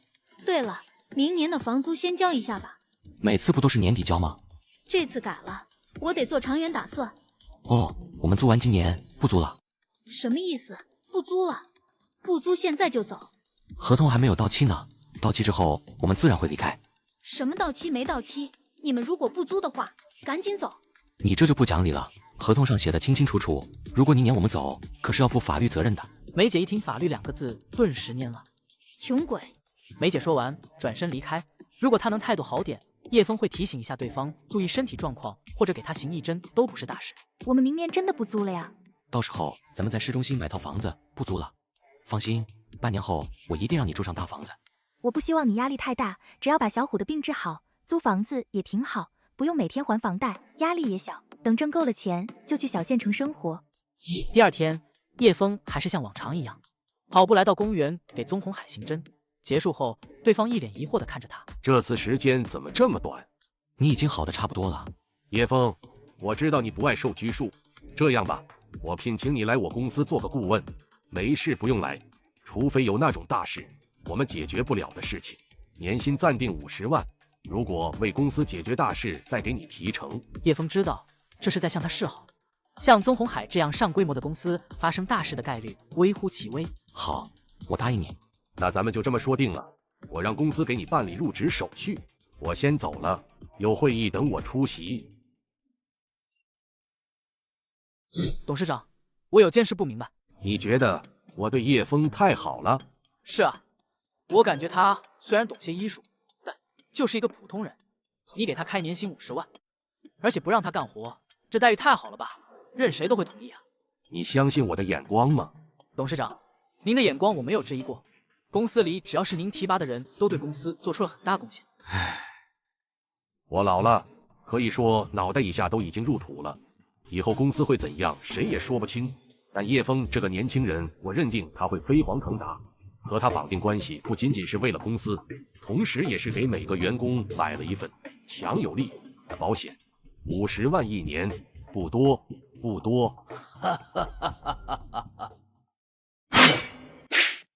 你怎么知道我会偷袭你？没猜错，你就是刺客人。我早就知道你想对我下手了。我是刺客剑，可惜啊，你已经没机会了。峰哥，小心！前世刘铁柱是叶枫的贴身保镖，数次救叶枫于危难。今生他们在大街上再次相遇。刘铁柱，你认识俺？咋知道俺的名字？铁柱，我们以前是朋友。不好意思啊，俺不记得你了。你不记得没事，我记得你就可以了。我还知道你的手机号码。叶枫拿出手机，就按照刘铁柱的手机号码给他转过去10万元。支付宝到账10万元。刘铁柱看着叶枫这一番操作，他都有些傻眼了。他并不认识叶枫。手机信息里面有我的电话号码，如果有什么需要帮助的，直接给我打电话。俺刚才见到你给俺转钱了，啥意思啊？钱是我以前欠你的，现在还你。你妈妈是不是病了？先回去给她看病吧。刘铁柱眼圈瞬间红了，但他还是不能理解这个陌生人为什么对他这么好。你真是一个好人，你不但救了俺，更是救了俺娘。铁柱，你记住一件事，如果有人拉着你去赌博，你千万不要去，记得吗？千万不要去。俺不会赌博的，你放心吧。兄弟，再见。记得有困难的话一定要联系我。离开刘铁柱，叶枫虽有不舍，但是此生他有家人，不想再过那种生活。好心人，你的钱俺会还你的，等俺娘的病治好了就出来打工，到时候给你打电话。刚离开刘铁柱，叶枫的手机就响了，是宗红海打来。叶兄弟，有一个重要的客户想要见你。重要客户是齐建中吧？没错，就是他，我现在就在他家，地址是迎宾别墅区。你怎么看叶枫这个人？很有能力，很神秘，前途不可限量。怎么了？心里过不了良心这一关，想把龙抓手送给他。你还记得昨天你们临走的时候他说过的话吗？他说的都是真的。都是真的，我们从来没有跟外人说过，而且我们是在卧室里谈的。昨天我让人彻底的搜查了一下我的房间，你猜怎么着？难道房间里有监控设备？我也希望有，但并没有。都老成这样了，谁愿意看你床上的事情？不愿意看我，难道愿意看你啊？哎，老齐，你还别说，自从给叶枫看过病后，我家老太婆说，感觉我的身体虽没有回到18，但也有30、40岁的状态。你继续吹。齐总，有个叫叶枫的人来找您，快请他进来。叶枫兄弟，我很好奇，你是怎么知道他的病的？以前就连我都没有发现，建中啊，你难道还怀疑叶枫兄弟跟你老婆有染啊？你别说话，这么大岁数了没个正形。我们正在谈正事呢。有一天路过你们的小区，见到你和你老婆刚好在小区里溜达，你看一眼就知道了，走路的姿势和脸色就能看出来。叶枫之所以认识齐建中的家住在哪里，并且知道他老婆的正地，是因为前世来看过他老婆的病。叶枫兄弟真是高人啊！这么说，你愿意把龙抓手拿出来了吗？先别着急，生意都是慢慢谈的。好，你说。第一个条件，我知道你要这些药材都是为了救你儿子。如果你的儿子真的治好了，我要治愈的配方。可以。第二，建中，你别得寸进尺啊，一个配方就够你赚的了。无妨，你尽管说就是。第二嘛，我想让你当我们公司的高级顾问，同老宗他们一样。齐建中，你脸皮太厚了。叶枫兄弟已经是我们公司的高级顾问了，你这是当着我的面挖人啊！叶枫兄弟是自由身，我跟他签约又不影响你们。后期如果我们建医院，就是我们的股东。看不出来你这个小气鬼也能给出好条件。叶枫兄弟，我看行。齐总，药方我也准备好了。叶枫兄弟，这些东西是不是治疗建中媳妇的？没错，现在他的病还在浅处，只要我给他行一针，然后再喝点药就好。如果再等半年，恐怕我也无能为力。叶枫兄弟真是神人啊！不瞒你说，昨天晚上我带着老婆去医院里做了一个全面的检查，医生说我妻子的身体并没有什么异样，但提醒我最好多锻炼，在疾病还没有真正的出现之前，他们也没有办法。也就是说，他们只能等到疾病爆发出来才能治疗。仅靠这个药方还达不到理想的效果，可能还要配合针灸才能彻底根治。齐总，请把尊夫人请来，我看一下。姚桃，你出来一下，让我叶枫兄弟给你看看病。姚桃保养得很好，看起来要比齐建中年轻许多。宗红海的两只眼睛盯着姚桃，仿佛就要打结了。桃桃，好久不见啊，你还是这么漂亮。有客人呢，你正经点。老宗当着我的面调戏我老婆，小心我跟你拼命啊！好好，我错了。叶枫兄弟别见怪，我们三人都是同学。当年老宗追求过我老婆，结果我老婆见到他比较猥琐，所以就跟了我。老齐啊，你别乱说，当时若不是我出国留学，有你现在的啥事啊？叶枫兄弟别见怪，这两个老东西没一个好人。这三个人的关系挺复杂呀。姚阿姨，你的病属于遗传病，方便的话，我需要对你行针，你找个床躺一下吧。你们就去里面的房间吧，我在这看着这个老东西。姚阿姨，麻烦你把上衣脱一下。你看着我干嘛？还怕我偷你家东西啊？我怕的是你眼睛偷看。我是偷看吗？我是正大光明的看。10分钟后行针结束，叶枫脸色有些发白，拖着疲惫的身体走了出来。姚桃的脸上有些红润，感觉全身都是暖洋洋的，很舒服。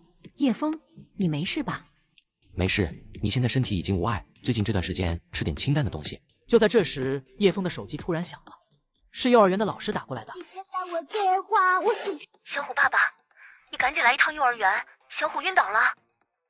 人活一口气，气充斥着身体的每个地方，封住头围穴、百会穴、内关穴、天突穴等43处穴道，并输入生命之气，建立新的保护屏障。爸爸，我怎么感觉你最近很男人呢？小虎，你一定要挺住，爸爸一定不会让你出事。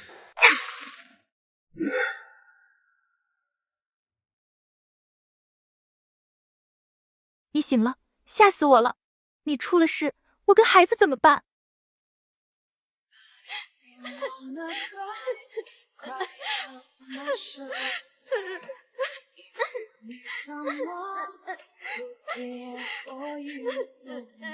别哭了，再哭就不好看了。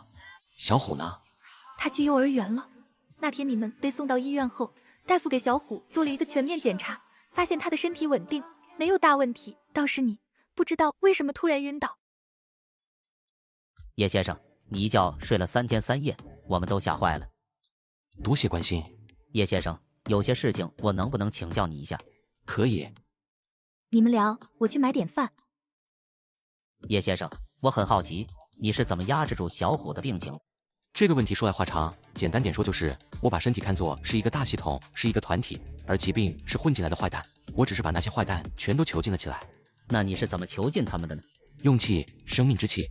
有些人会练气功，就是善于利用身体中的气而已，让气集中在一点外放。王医生听着是玄之又玄，他本不相信这些，但是事实摆在眼前，他不相信也不行。刚送你进来的时候，你的气色很差，看起来衰老了很多，是不是因为你把生命之气输入到了小虎的身体中？这种话不要告诉其他人，别人会站在西医的角度让你尊重科学。用生命之气输入到了孩子的身体中，那你怎么办？只能慢慢恢复。王医生看叶枫的眼神开始崇拜，行医多年，他还是第一次接触到这种理论。中医玄之又玄，只是这种医术正在逐渐的失传。叶先生，我想请你去我工作室上班，月薪2万，你看可以吗？抱歉，我去不了。为什么？是不是有其他医院已经邀请你了？不是，我需要把孩子的病彻底治愈之后再考虑其他。叶先生，你真是高人，今日一席话，受益匪浅。你休息，我先走了。叶枫兄弟，你终于醒了，我们都来了有10趟了。见到两人，叶枫莫名的心中一暖。两世为人，叶枫见多了人情冷暖，此生他只想好好的对苏倩还有孩子。想不到这2个老头子对他倒是上心。多谢。谢什么？你是我们公司的高级顾问，我过来看你也是应该的。你住院的费用我都让人交上了，你在这里好好调养身体，什么时候调养好了，什么时候再走。费用的问题你不用考虑。是啊，你看你怎么变得那么憔悴，别犯愁啊，问题慢慢解决。身体没事，就是太累了，我下午出院。下午出院？不行不行，你还是在这里多调理一段时间吧。是啊，工作是做不完的，你要学会善待自己。2位老哥，请放心，我真的没事了。宗红海两人见到叶枫坚持，他们也没有多说什么。这时候苏倩买饭回来，见到董事长还有另外一个老头坐在这里，他愣了一下。这是弟妹吧？长得可真水灵，叶兄弟就是有本事了。感谢你们过来看望叶枫，我去外面买点吃的，中午你们在这里吃饭吧。吃饭就免了，你每天照顾叶枫兄弟也挺累的，要不我派2个人过来。不用不用，我自己照顾就行。老宗，咱们走吧，别打扰人家小两口吃饭。就你懂事，我不知道啊。苏倩啊，这段时间你好好照顾叶枫兄弟，工作那边不用过多考虑，我安排人暂时接替你就行。谢谢董事长。下午办理出院，最近几天我要出趟远门。你现在身体很虚弱，这个时候不能出去。小虎的病情暂时稳住了，但并没有痊愈，我现在需要一种药材，要到外面采摘。在药店买不到吗？非要亲自去外面？如果药店买不到，那在网上买也行啊。这种药比较稀少，市场上没有。下午，叶枫办理了出院手续。回到家，苏倩指着床说：“这几天你就躺在床上休息，别下床。”那我不成废人了？就几天，忍一忍就过去了。倩倩，我现在真的没事了，要不让你试试火力？这几天你是别想了，都成这样了，还想乱七八糟的。你快点休息，我去买点菜，顺便接小虎回来，一会儿给你补补身体。苏倩走后，叶枫拿起手机，看到一条市区规划的新闻，突然想起前世，宗鸿海的新药集团即将碰到一场史无前例的危机。作为高级顾问，他不能坐视不理。中医学和风水学是同源，他们都以阴阳五行为基础。今天是月圆之夜，叶枫，你看南郊的这块地有什么不妥？师傅，这块地看方位没有什么不妥，只是为什么煞气那么重？挖地3尺，下面有你想要的答案。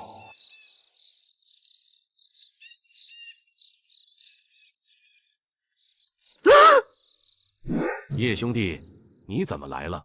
这2天身体恢复的怎么样？我的身体问题不大，强壮着呢。年轻就是好啊！今天过来是不是有什么事？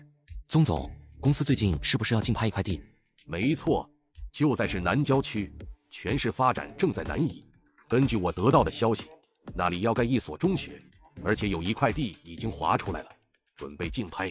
你有什么打算？宗鸿海很疑惑，叶枫是怎么知道这件事的？又为什么突然这么关心？在利益面前，谁都不能轻易相信。叶枫猜到宗鸿海心中所想，但并没有生气。最近我要出去一段时间，麻烦宗总照看一下我的家人。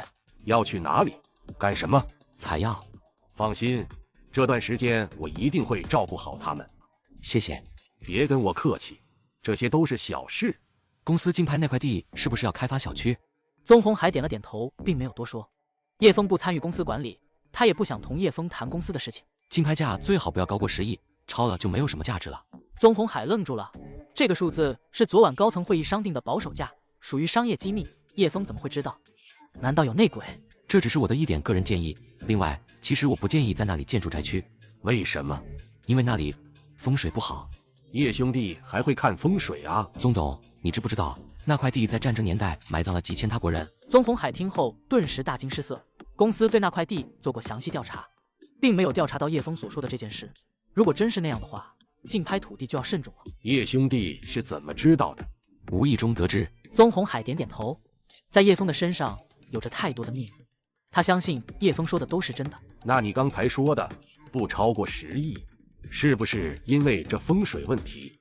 那只是一方面，还有多方面的原因。如果那块地超过10亿，就没有什么利润空间了。那块地的确不错，如果错过了，有点可惜。你不竞拍，并不是说不要那块地。要想得地，必须通过竞拍。你是不是想让我通过其他手段？叶兄弟啊，不合法的事情，我宗鸿海是不会碰的。我的意思是说，你从竞拍者手中买地。为什么这么操作？因为便宜。别人高价竞拍的土地，怎么可能便宜卖？到时候你就知道了。等你买下那块地，可以找老齐一起开发。一起开发？那个铁公鸡不被他啄死啊？我还有事，先走了。中午在这里吃吧，咱们公司的工作餐很不错。我得给媳妇做饭去。我的病，旗舰中的龙抓手，还有他老婆的病，都被叶枫说中并一一化解了。这次公司孤注一掷投标城南的13号地，到底要不要听取他的意见？叶枫走后，宗鸿海的心情很是复杂。公司现在进入发展的瓶颈期，如果能拿下土地并开发成功，就会更上一层台阶；反之，公司将大受打击。对于这块土地，他们做足了功夫，势在必得。下午就要竞标了，这么短的时间更改之前的计划，那是相当的痛苦。来人！董事长，您有什么吩咐？小虎睡着了吗？是啊，睡得可香了。明天我要出发去外面采药，可能几天不回来。你还担心我吃不上饭啊？我是不舍得离开你。才不信，你今天嘴上抹蜜了。我这一去也不知道多久，你照顾好自己还有小虎，我跟你们董事长说过了，如果有事的话可以找他帮忙。你就放心吧，以前我跟小虎待在家不是家常便饭啊。这次跟以前不一样。有什么不一样的？以前我是混蛋，没有考虑过你的感受，现在我是舍不得你受累。舍不得我受累，那以后就对我好点。一定。你明天就要出发了，可不能在外面沾花惹草。放心吧，倩倩，我的心里只有你。哼，说的好听，才不相信你。今天我要把你榨干。甘愿接受老婆的考验。打我电话，我就跟。叶兄弟，你神了！晚上收到最新消息，上面改变规划方案，向北发展了。宗总，大晚上的你不睡觉吗？哈哈，我跟你们年轻人不一样，我的觉少。哦，我要睡觉了。好，你先休息，有空我们再好好谈谈。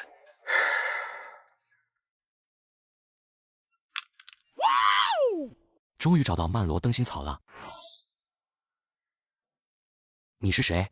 大哥哥，我们来捉迷藏吧。哥哥来有急事，实在没时间陪你玩。你是来找曼罗灯芯草治疗小虎的吧？你怎么知道的？我是有灵性的，当你踏入药王山，我就知道了。那你知道曼罗灯芯草在哪里吗？当然知道，我们捉迷藏，3分钟内你能找到我，就算你赢，那样就把曼罗灯芯草给你。好，那就开始吧。就他那样，嗖的一下就没了，让我怎么找？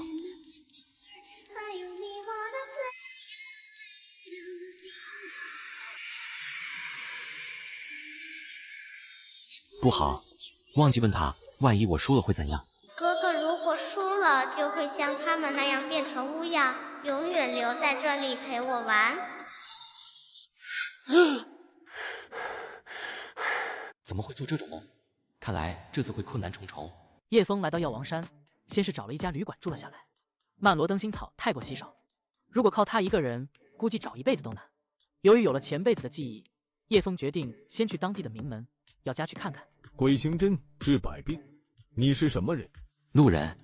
如果你是来找事的，那你来错地方了。如果你有其他目的，请尽管说。我找药爱过。那你在这里稍等。鬼行针治百病，是当年药家先祖行走江湖时候的招牌。药家家主鬼行13针可谓出神入化，但随着时代的发展，药家的医术很多都失传。现在他们把药王山开发成了旅游胜地，自己成为了大股东。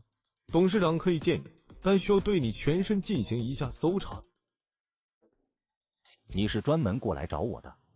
鬼行针治百病，应该认识，是你们药家的绝学。没错，以前是，但是现在我们药家已经不从医了。你既然来到这里，应该知道我们现在的主业是旅游。我知道，整个药王山最大的股东就是你们，而且你们在旅游区开发了酒店、餐饮。既然知道，那你今天来的目的是什么？今天过来是打算把鬼行13针传授给你。哼，小伙子，年纪轻轻的，多学点好，不要每天想着走捷径。王叔，带他出去吧。既然你不信，那就算了。但是我要提醒你一句，错过这个机会，你们药家永远也没有机会再接触到鬼行13针了。你们两个跟着他，别让他再进来了。药总，你的脾气太好了，如果是小药总在这里，估计早就把他打飞了。你怎么看这个人？骗子呗，现在的骗子都这么嚣张了，直接来家里行骗，而且理直气壮，冷着脸，像是咱家欠他钱似的。我倒是觉得这个年轻人不简单，不卑不亢，说话自信满满，气度不凡。你不会真的相信他的话吧？你让人调查一下他的来历，顺便摸清楚他住在哪里，来这里的目的是什么。好，我尽快查清。离开药家的叶枫直接来到了药王山。前世他来过不下10次，叶枫没有走旅游观光路线，专挑小路走。药家派来盯梢的人在后面跟踪的心惊胆战，因为他们以前也从来没有来过这里，生怕被带偏了有什么危险。叶枫转了一圈，最后在一个古建筑面前停了下来。当跟踪的那2人来到这里的时候，都惊呆了，在这药王山上竟然还有这种地方。2人赶紧把这边的情况报告给了药爱国董事长。我们跟着那个叫叶枫的到了药王山，走的都是稀奇古怪的小路。他现在在一个古石屋附近找什么东西，这里好像有人经常打扫，我们都不知道山上还有这种地方。好的，你们继续跟踪，一定要注意自身安全，懂了吗？看来这个小子果然不简单，鬼行13针是我这辈子最大的遗憾。哎，是我想多了，那个叶枫年纪轻轻，怎么可能会鬼行13针？药总，要不要让人把他带出来？你知道那小子为什么去那里吗？偷东西。他是想告诉我们，他知道药家的过去，知道药家的秘密，知道我心中想什么。那他是知道咱们派人跟着他了？应该是知道的，抓紧调查一下他的身份背景。他具体的身份还没有调查清楚，只知道他是昨天才来的，坐飞机，然后又转车来的。看来他的目的很明确，是直奔我们而来。没错，目的性很强，而且他一直都是一个人，应该不会对咱们造成什么威胁。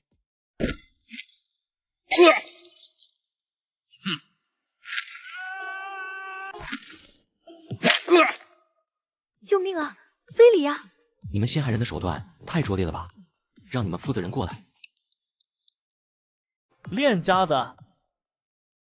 叶枫拿起手机，对着面前的人晃了一下。想找我，用不着这么麻烦，全都录下来了，你有没有兴趣看看？你们都出去。你是药家主要爱国的儿子吧？大家都是明白人，有什么话你就直接说吧。今天你去我家是想骗钱，还是有其他目的？你怎么就确定我是骗子？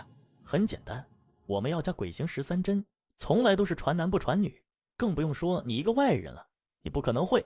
那你可知道鬼行13针是谁发明的？谁创造出来的？那还用说，当然是我们药家先人。哼，错，显然你不了解事情。你什么意思？你们药家宗族只是把鬼行13针发扬光大了而已，创造者并非你们药家，那段历史在你们家族传记中有过记载。胡说八道！我是不是胡说八道？你回家问问你父亲就知道了。叶枫从始至终一直很淡定，药味东看叶枫说话干脆直接，不像是在说谎。好，很好，如果让我知道你在这里胡说八道，有你好看。我要看看先祖留下的传记。什么情况？你受过什么刺激了？老爸，有人说鬼行13针并非是我们药家人所创，咱们药家只不过发扬光大了而已。简直就是胡扯。但是那人说的不像是在撒谎，而且他说在先人的传记中有过记载。祖辈的传记在书房老柜子最下面一层，我也看过一部分，没有看到你说的这部分记载，你去看一下。如果那家伙骗我，我让他没好果子吃。你说的那个人是谁？就是那个来咱家叫叶枫的。本以为那小子有点东西，没准可以合作一下，现在他竟然说鬼行13针并非是药家所创，简直就是胡说八道，果然是个骗子。老爸，老爸，怎么了？发现什么问题了？原来他说的都是真的。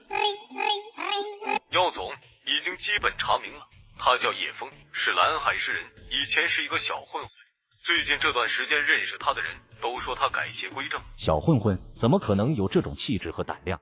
我还查到一条更重要的线索，这段时间他的孩子好像病了，是一种罕见的白血病，以现在的医疗条件基本治愈不了，但是也不知道他用的什么手段，竟然稳定住了他孩子的病情，连主治医生都说他是一个神奇的中医。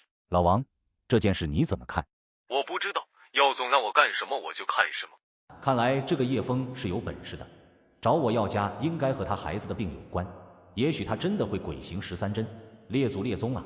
只要找回祖传秘学，以后我下来见你们也不至于无言以对了。走，去看看那人。要不要我带几个人？没这个必要，我们是找他谈事情，又不是打架。这次不会又要诬陷我吧？诬陷？刚才跟这位兄弟开了一个小玩笑。哼，抱歉，是不是犬子刚才得罪小兄弟了？我替他向你道歉。另外，你在这里所有的消费算在我头上。药家主，今天上午你不信我，现在又来找我什么事？小兄弟，我很好奇，你此次来药王山的目的，不会只是为了把鬼行13针交给我吧？不是。那你的目的是什么？我来这里主要是寻找一种药草。药王山太大，如果仅凭我一个人想要在短期内找到药草，根本不可能。药爱国听后点点头。至于叶枫的情况，他已经了解的差不多了。现在叶枫说是来找药草的，看来是真的。为了治病？不错。你是想用鬼行13针来换取药草，对吗？不全对。你们药家现在虽然已经改行，但是家中储存的珍稀药草还是相当惊人的。但我要的这药草应该不在你们的储备库中。那你说来听听，你想要什么药草？曼罗灯芯草。我们的确没有那东西。你怎么知道药王山上有这种药草？并不知道，只是碰碰运气而已。你想怎么合作？药家虽然现在从事旅游行业，但是采药寻药的本领应该没有落下。我想让你帮我在山上寻找药草，如果找到，我愿意把鬼行13针留给你们。我们怎么知道你说的鬼行13针究竟是不是真的？万一你骗我们怎么办？如果你们找到，我施展给你们看就是。我相信药总应该能看得出来。就这么简单？没错。这件事我明天一早答复你。我时间有限，希望药总能尽快回复。听犬子说你身手不错，有没有兴趣来我们药家发展？以后再说吧。行，等这件事完了之后再说。我很看好你。各小组注意，各小组注意，如果发现图片上的植物，立马汇报。第1组收到，第2组收到，第3组收到，监控分析组收到。我们现在派出了3组小队，开始进山寻找，而且每一组都带了专业设备。只要山里有这种药草，系统就会自动的提示。即便当天没有找到，监控分析组也会把无人机传回的资料做进一步分析。叶枫心中也是忍不住感慨，他本来考虑的是药家出人，然后去山上一点点的寻找，现在看来是他落伍了。药爱国看到叶枫神色不对，以为他有什么顾虑。你怎么了？药总有没有想过进军药材行业？药爱国愣了一下，叶枫怎么知道他心中所想？自从得知鬼行13针的下落后，他就开始考虑这个问题了。昨天夜里还为此事召开了高层紧急会议。不瞒叶兄弟说，其实我们下一步有这个打算，但是这个想法还没有成熟，正在酝酿。时间过得很快，天色逐渐暗淡了下来，但还没有任何有关曼罗灯芯草的消息。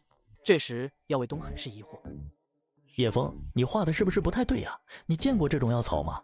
见过。什么时候见过？在哪里？咱直接过去买了就是，就不用耗费这么大的人力物力进行寻找了。在未来见过。吃过晚饭，药卫东陪着叶枫在酒店下面溜达。你的眼神怎么让我觉得心慌呢？单纯觉得你帅而已。放心，我喜欢女人。这时叶枫的手机响了，是苏倩发来的视频。老爸，你吃饭了吗？我想你了。吃了，在酒店里吃的大餐，味道不错。才不信你吃的大餐，你那里怎么这么黑？在外面散步呢？跟谁散步？跟一个朋友。我去，嫂子这么漂亮，真的假的？美颜了吧？才没有美颜呢，我妈妈本来就很漂亮。小家伙，别占着镜头，让我跟你妈妈聊2句。我在这里挺好，你们不用担心，用不了几天就回去了。知道了，大大再见。当我见到你老婆的那一刻，我就决定你这个朋友我交了。哼！开玩笑，别这么小气嘛。爷爷，您孙子给您来电话了。是哪个孙子？小姚总，咱们一个兄弟被毒蛇咬了，现在腿上开始发黑，有危险。先拨打120啊，赶紧叫救护车。我们已经叫了救护车，现在医疗队也已经到了。看来我要过去看看什么情况，千万别出人命。爷爷，您孙子给您来电话了。是哪个孙子？臭小子，是我这个孙子，听说山里面出事了，你赶紧去看看。你开车，现在就带我过去。山上毒蛇的毒性很强，如果不在30分钟内治疗，会有生命危险。你通知他们，千万不要动被咬之人的身体，以免毒性扩散。你们听好了，让他平躺在那里，谁都不要动，就算是救助队还有医疗队去了之后也不要动，在我到达之前，谁也不能动他。别等了，现在抓紧把他带到山下去，要不然就迟了。我们接到小耀总的电话是在这里等他，不能碰伤员。人命关天，管他什么总呢？出了事谁负责？我负责。你是干什么的？闪开，再耽搁，他的腿就保不住了。他现在很危险，你别胡闹。我是从米国回来的医学博士，现在他必须马上抬下山，否则他的命就保不住了。有把握吗？你觉得呢？我告诉你，你这样会害死他的。你给我。耀卫东一个滚字还没有说出来，顿时愣了一下。他发现这名医生长得实在是漂亮，身材也好，而且气质不俗。医生姐姐，这位兄弟叫叶枫，是一位老中医。他可真是够老的。你在这里究竟要干什么？你这样会害死他的，你要承担法律责任。闭嘴！美女医生，尽量小点声说话，我这兄弟治病需要安静。谁带匕首了？你这样会加速他伤口的感染，而且降低他的身体免疫，会害死他的。叶枫并没有理会他，他右手中指食指点在那人的大腿根处，每下滑10公分，叶枫就会用左手行针封住那人大腿上的穴道。这时候耀爱国赶了过来，正巧叶枫的手法他看的是清清楚楚，他不由浑身一哆嗦。很久以前，在一本古书上看过这种手法的介绍，叫乾坤索命手，可以瞎人无形，同样可以救人性命。但具体怎么操作，古书上说早已失传。这叶枫到底什么来头？难道是医仙下凡不成？大哥哥，上次你没有找到我就跑了，这次可不能这样哦。这么邪门，我怎么又进入这个梦境？我白天不做亏心事，晚上就不怕你们这些东西。大哥哥，这个梦境是你自己进来的。什么意思啊？日有所思，夜有所梦，我和你现实中的困扰是有联系的。什么联系？你是不是知道现实中的曼罗登星草在哪里？只要你能找到我，一切谜底自然揭晓。如果找不到的话，你就会永远困在这个梦境里。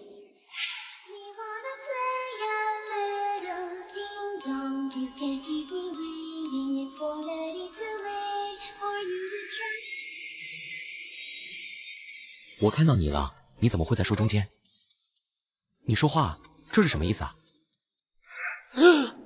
什么意思啊？布娃娃玩偶在树中间，而且梦境中的场景只有树，没有草，和山上的情况完全不一样。耀总，赶紧找一下药王山有哪些大树，周围没有长草。很快，药家就找到了一棵疑似叶枫所说的大树，叶枫则是拿着匕首向着大树上刺去，瞬间大树的外皮剥开了。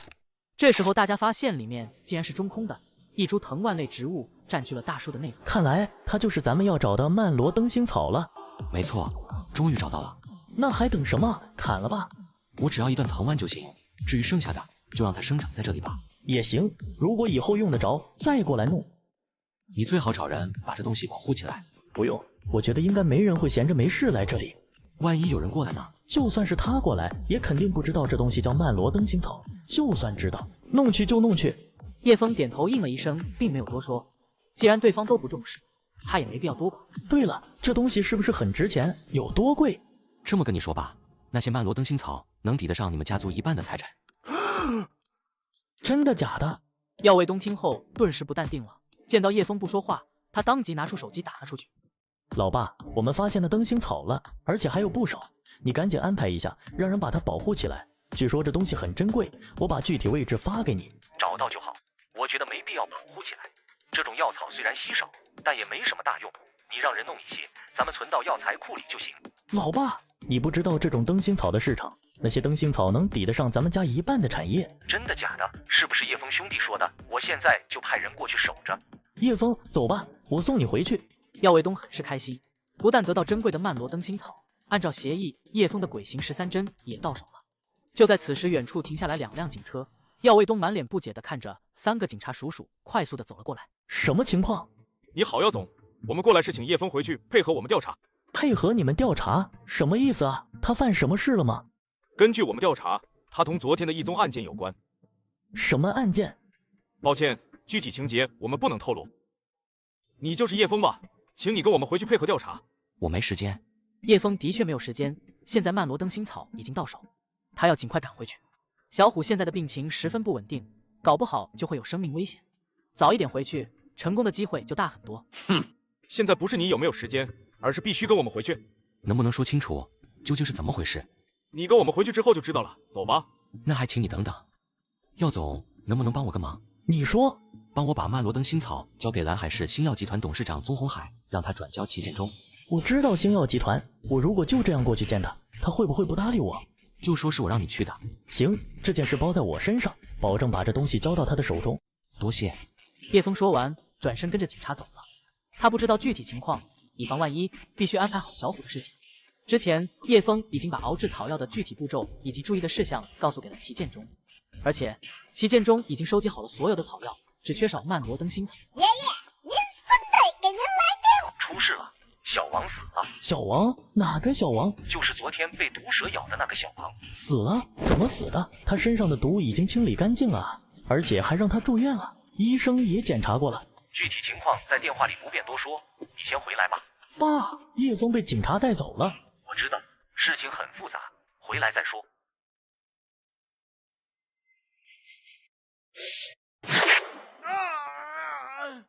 你是谁？为什么打我？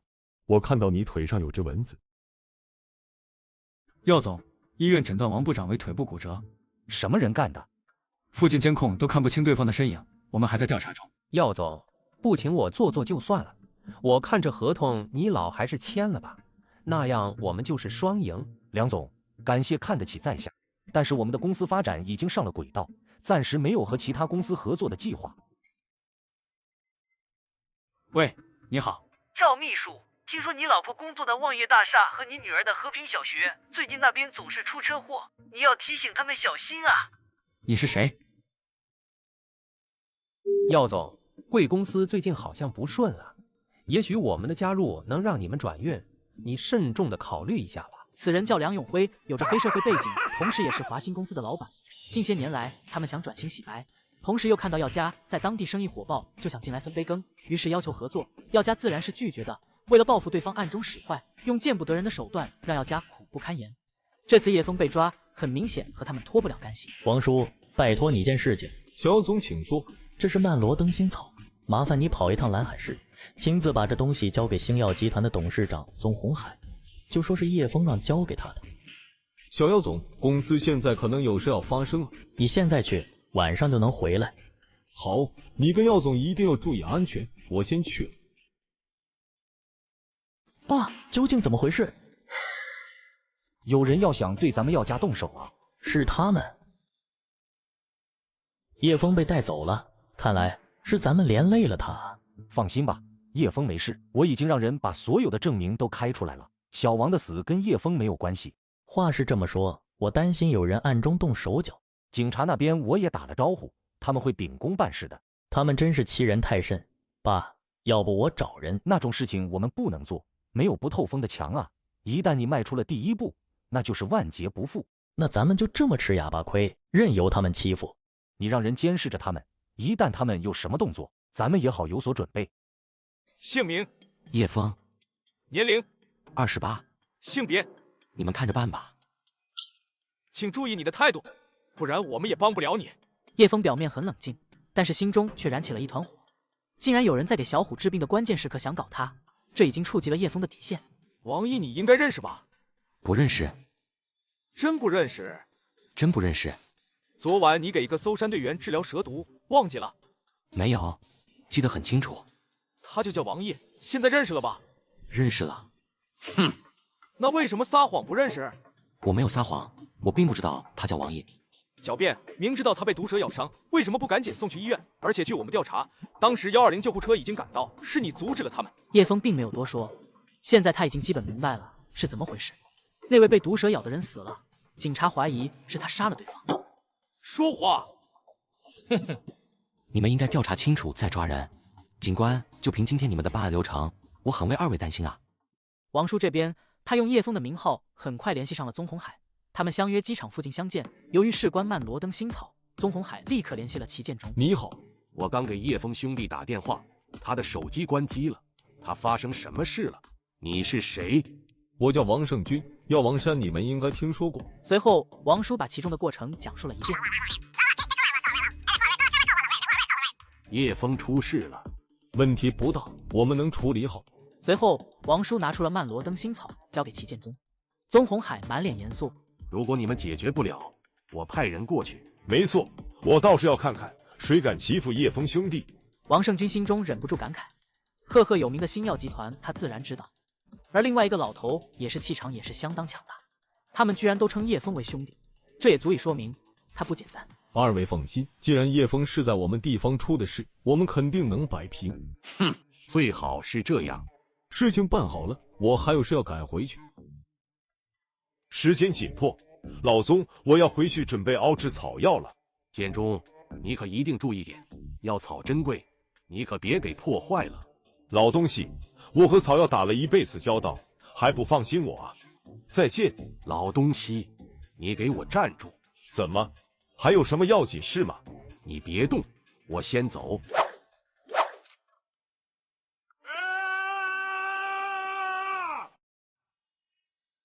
这种人不可原谅。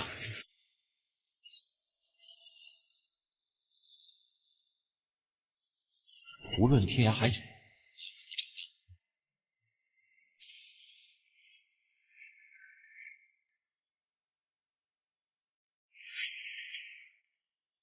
原来是你。你们已经把叶枫放了？这个叶枫不是一般人，抓了他之后我们也头疼，所以就放了。但是他这段时间不能离开这里，随叫随到。爷爷，您孙子给您。小药总，那个叫叶枫的已经回酒店了。爸，我去看看。叮嘱叶枫最近千万要多加小心。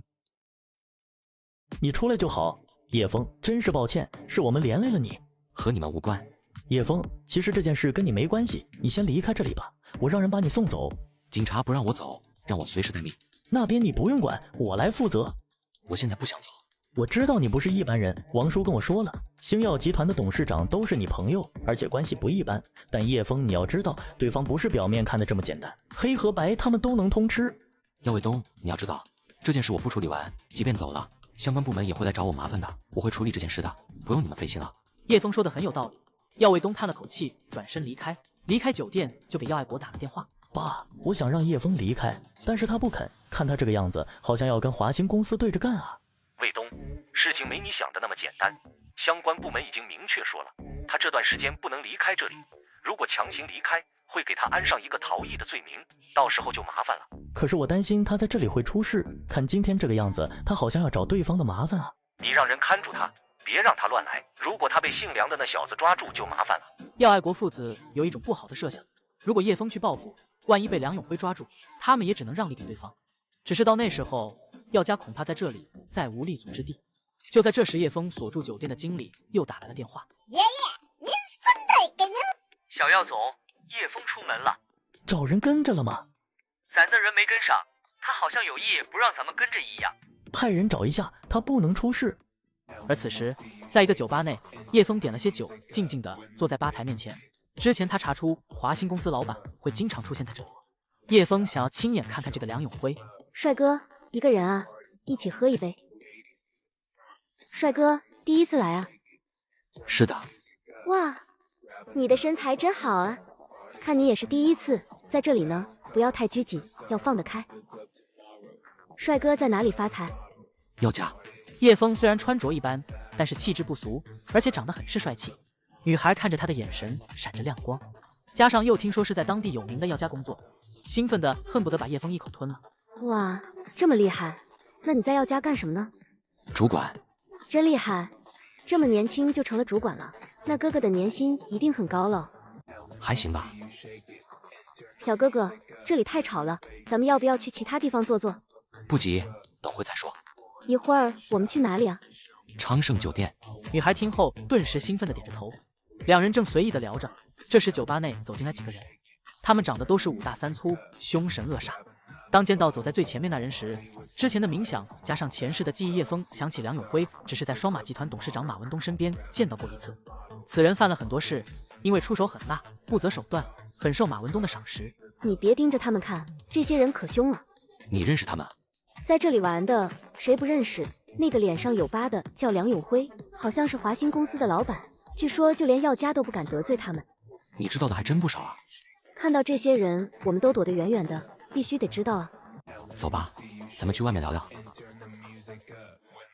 来到外面，他们相互加了联系方式。女孩网名叫红玫瑰，叶枫直接转了2000块钱过去。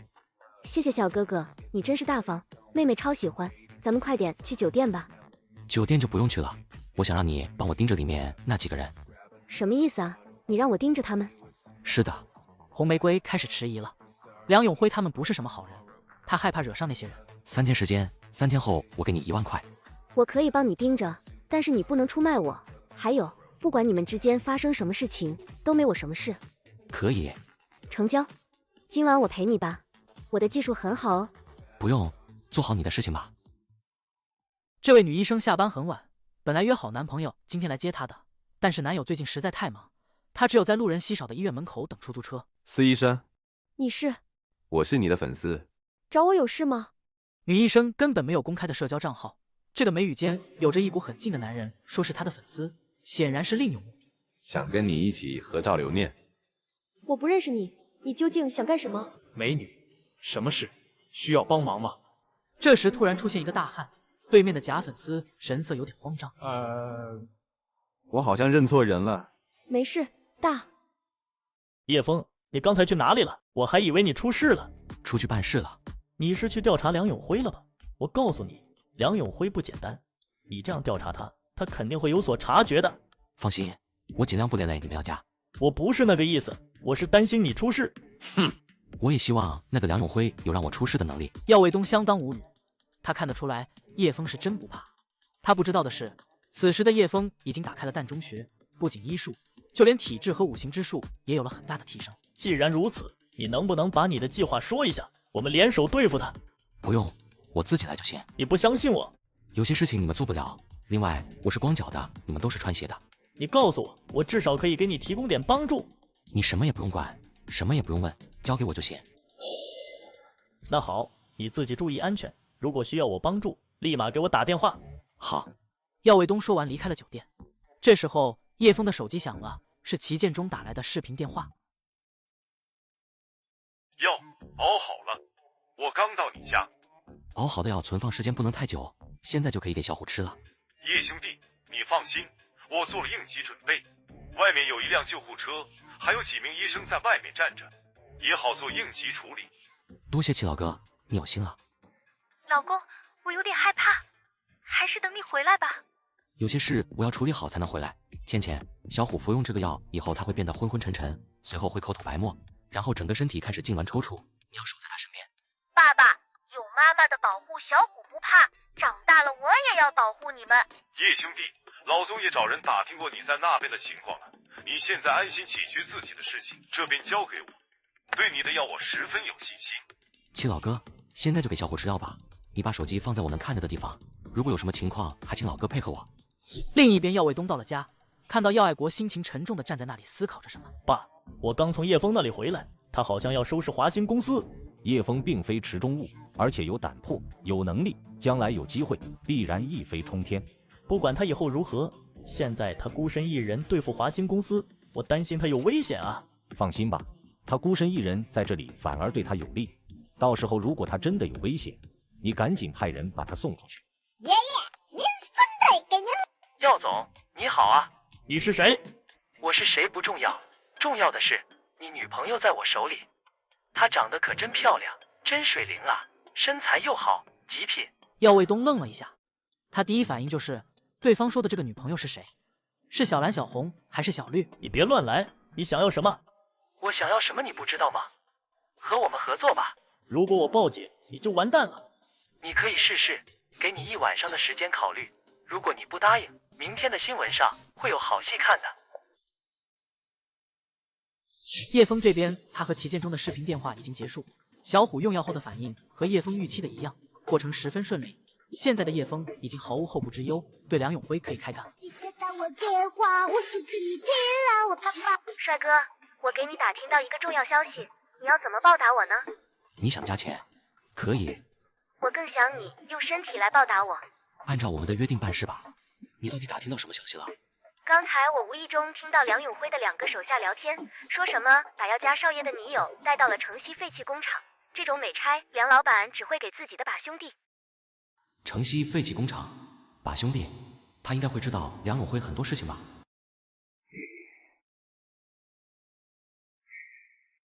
什么人？什么声音？我出去看看。小心点。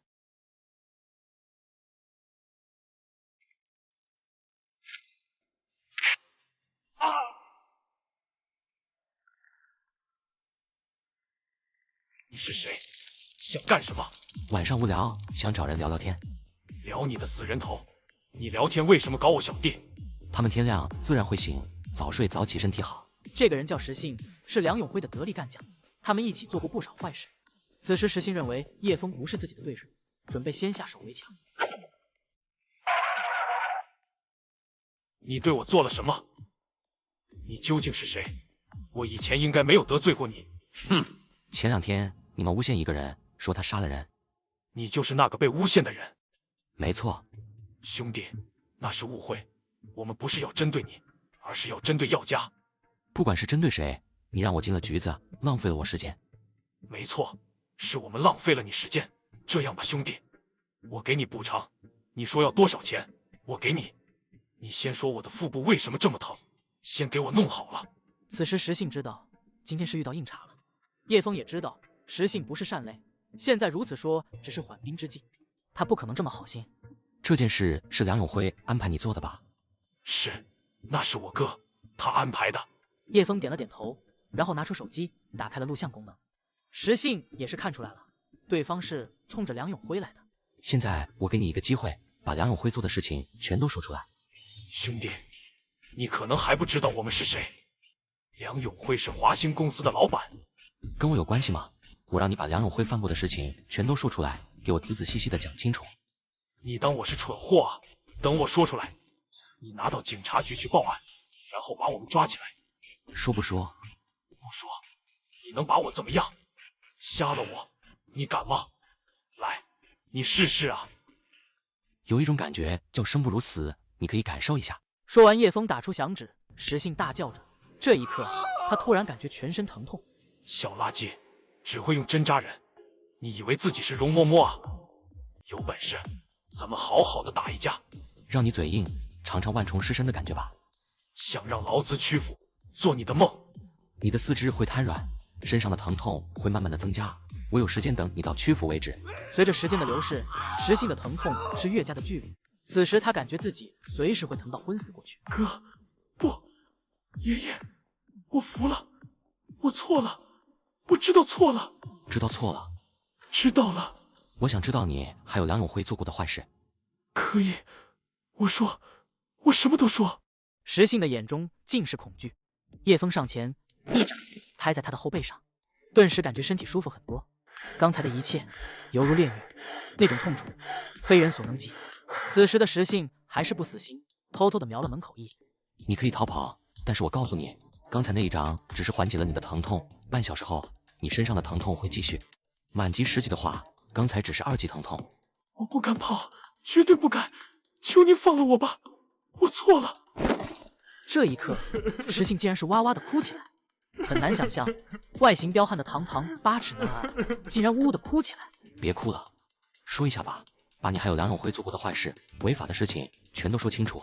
如果让我知道你说谎了，或者少说了，你知道后果。我叫石信，华兴公司市场部经理，我做过很多坏事。从小就经常偷邻居家的坤坤，3年前。石信说了很多他和梁永辉欺男霸女以及打断药家高管腿的事情，甚至还包括几宗命案。刚说完，叶枫在石信的颈部一按，对方晕了过去。听红玫瑰说女医生是耀卫东的女朋友，她不是那天阻止我救人的那个女医生吗？耀卫东速度挺快啊。喂，你是谁？把我女朋友怎么了？我是叶枫，你女朋友现在被绑在椅子上。怎么回事？她被绑架了，就在西边废弃的化工厂区，你过来接她吧。是谁干的？那些绑匪呢？他们都睡着了，我刚好路过这里。好，我马上就到。耀卫东，我回去了。鬼行13针和梁永辉的罪证，我放在我住的酒店房间里，剩下的事情就麻烦你们耀家帮我去警局办理了。此时叶枫归心似箭，小虎的病终于根治了，药王山这边的麻烦事也解决了。他此生唯一的目标就是陪伴苏倩和小虎幸福的生活。倩倩，小虎，我回来了。爸爸。叶枫，你终于赶在中秋节前回来了。是啊，我要祝粉丝们中秋节幸幸福福，团团圆圆，美美满满。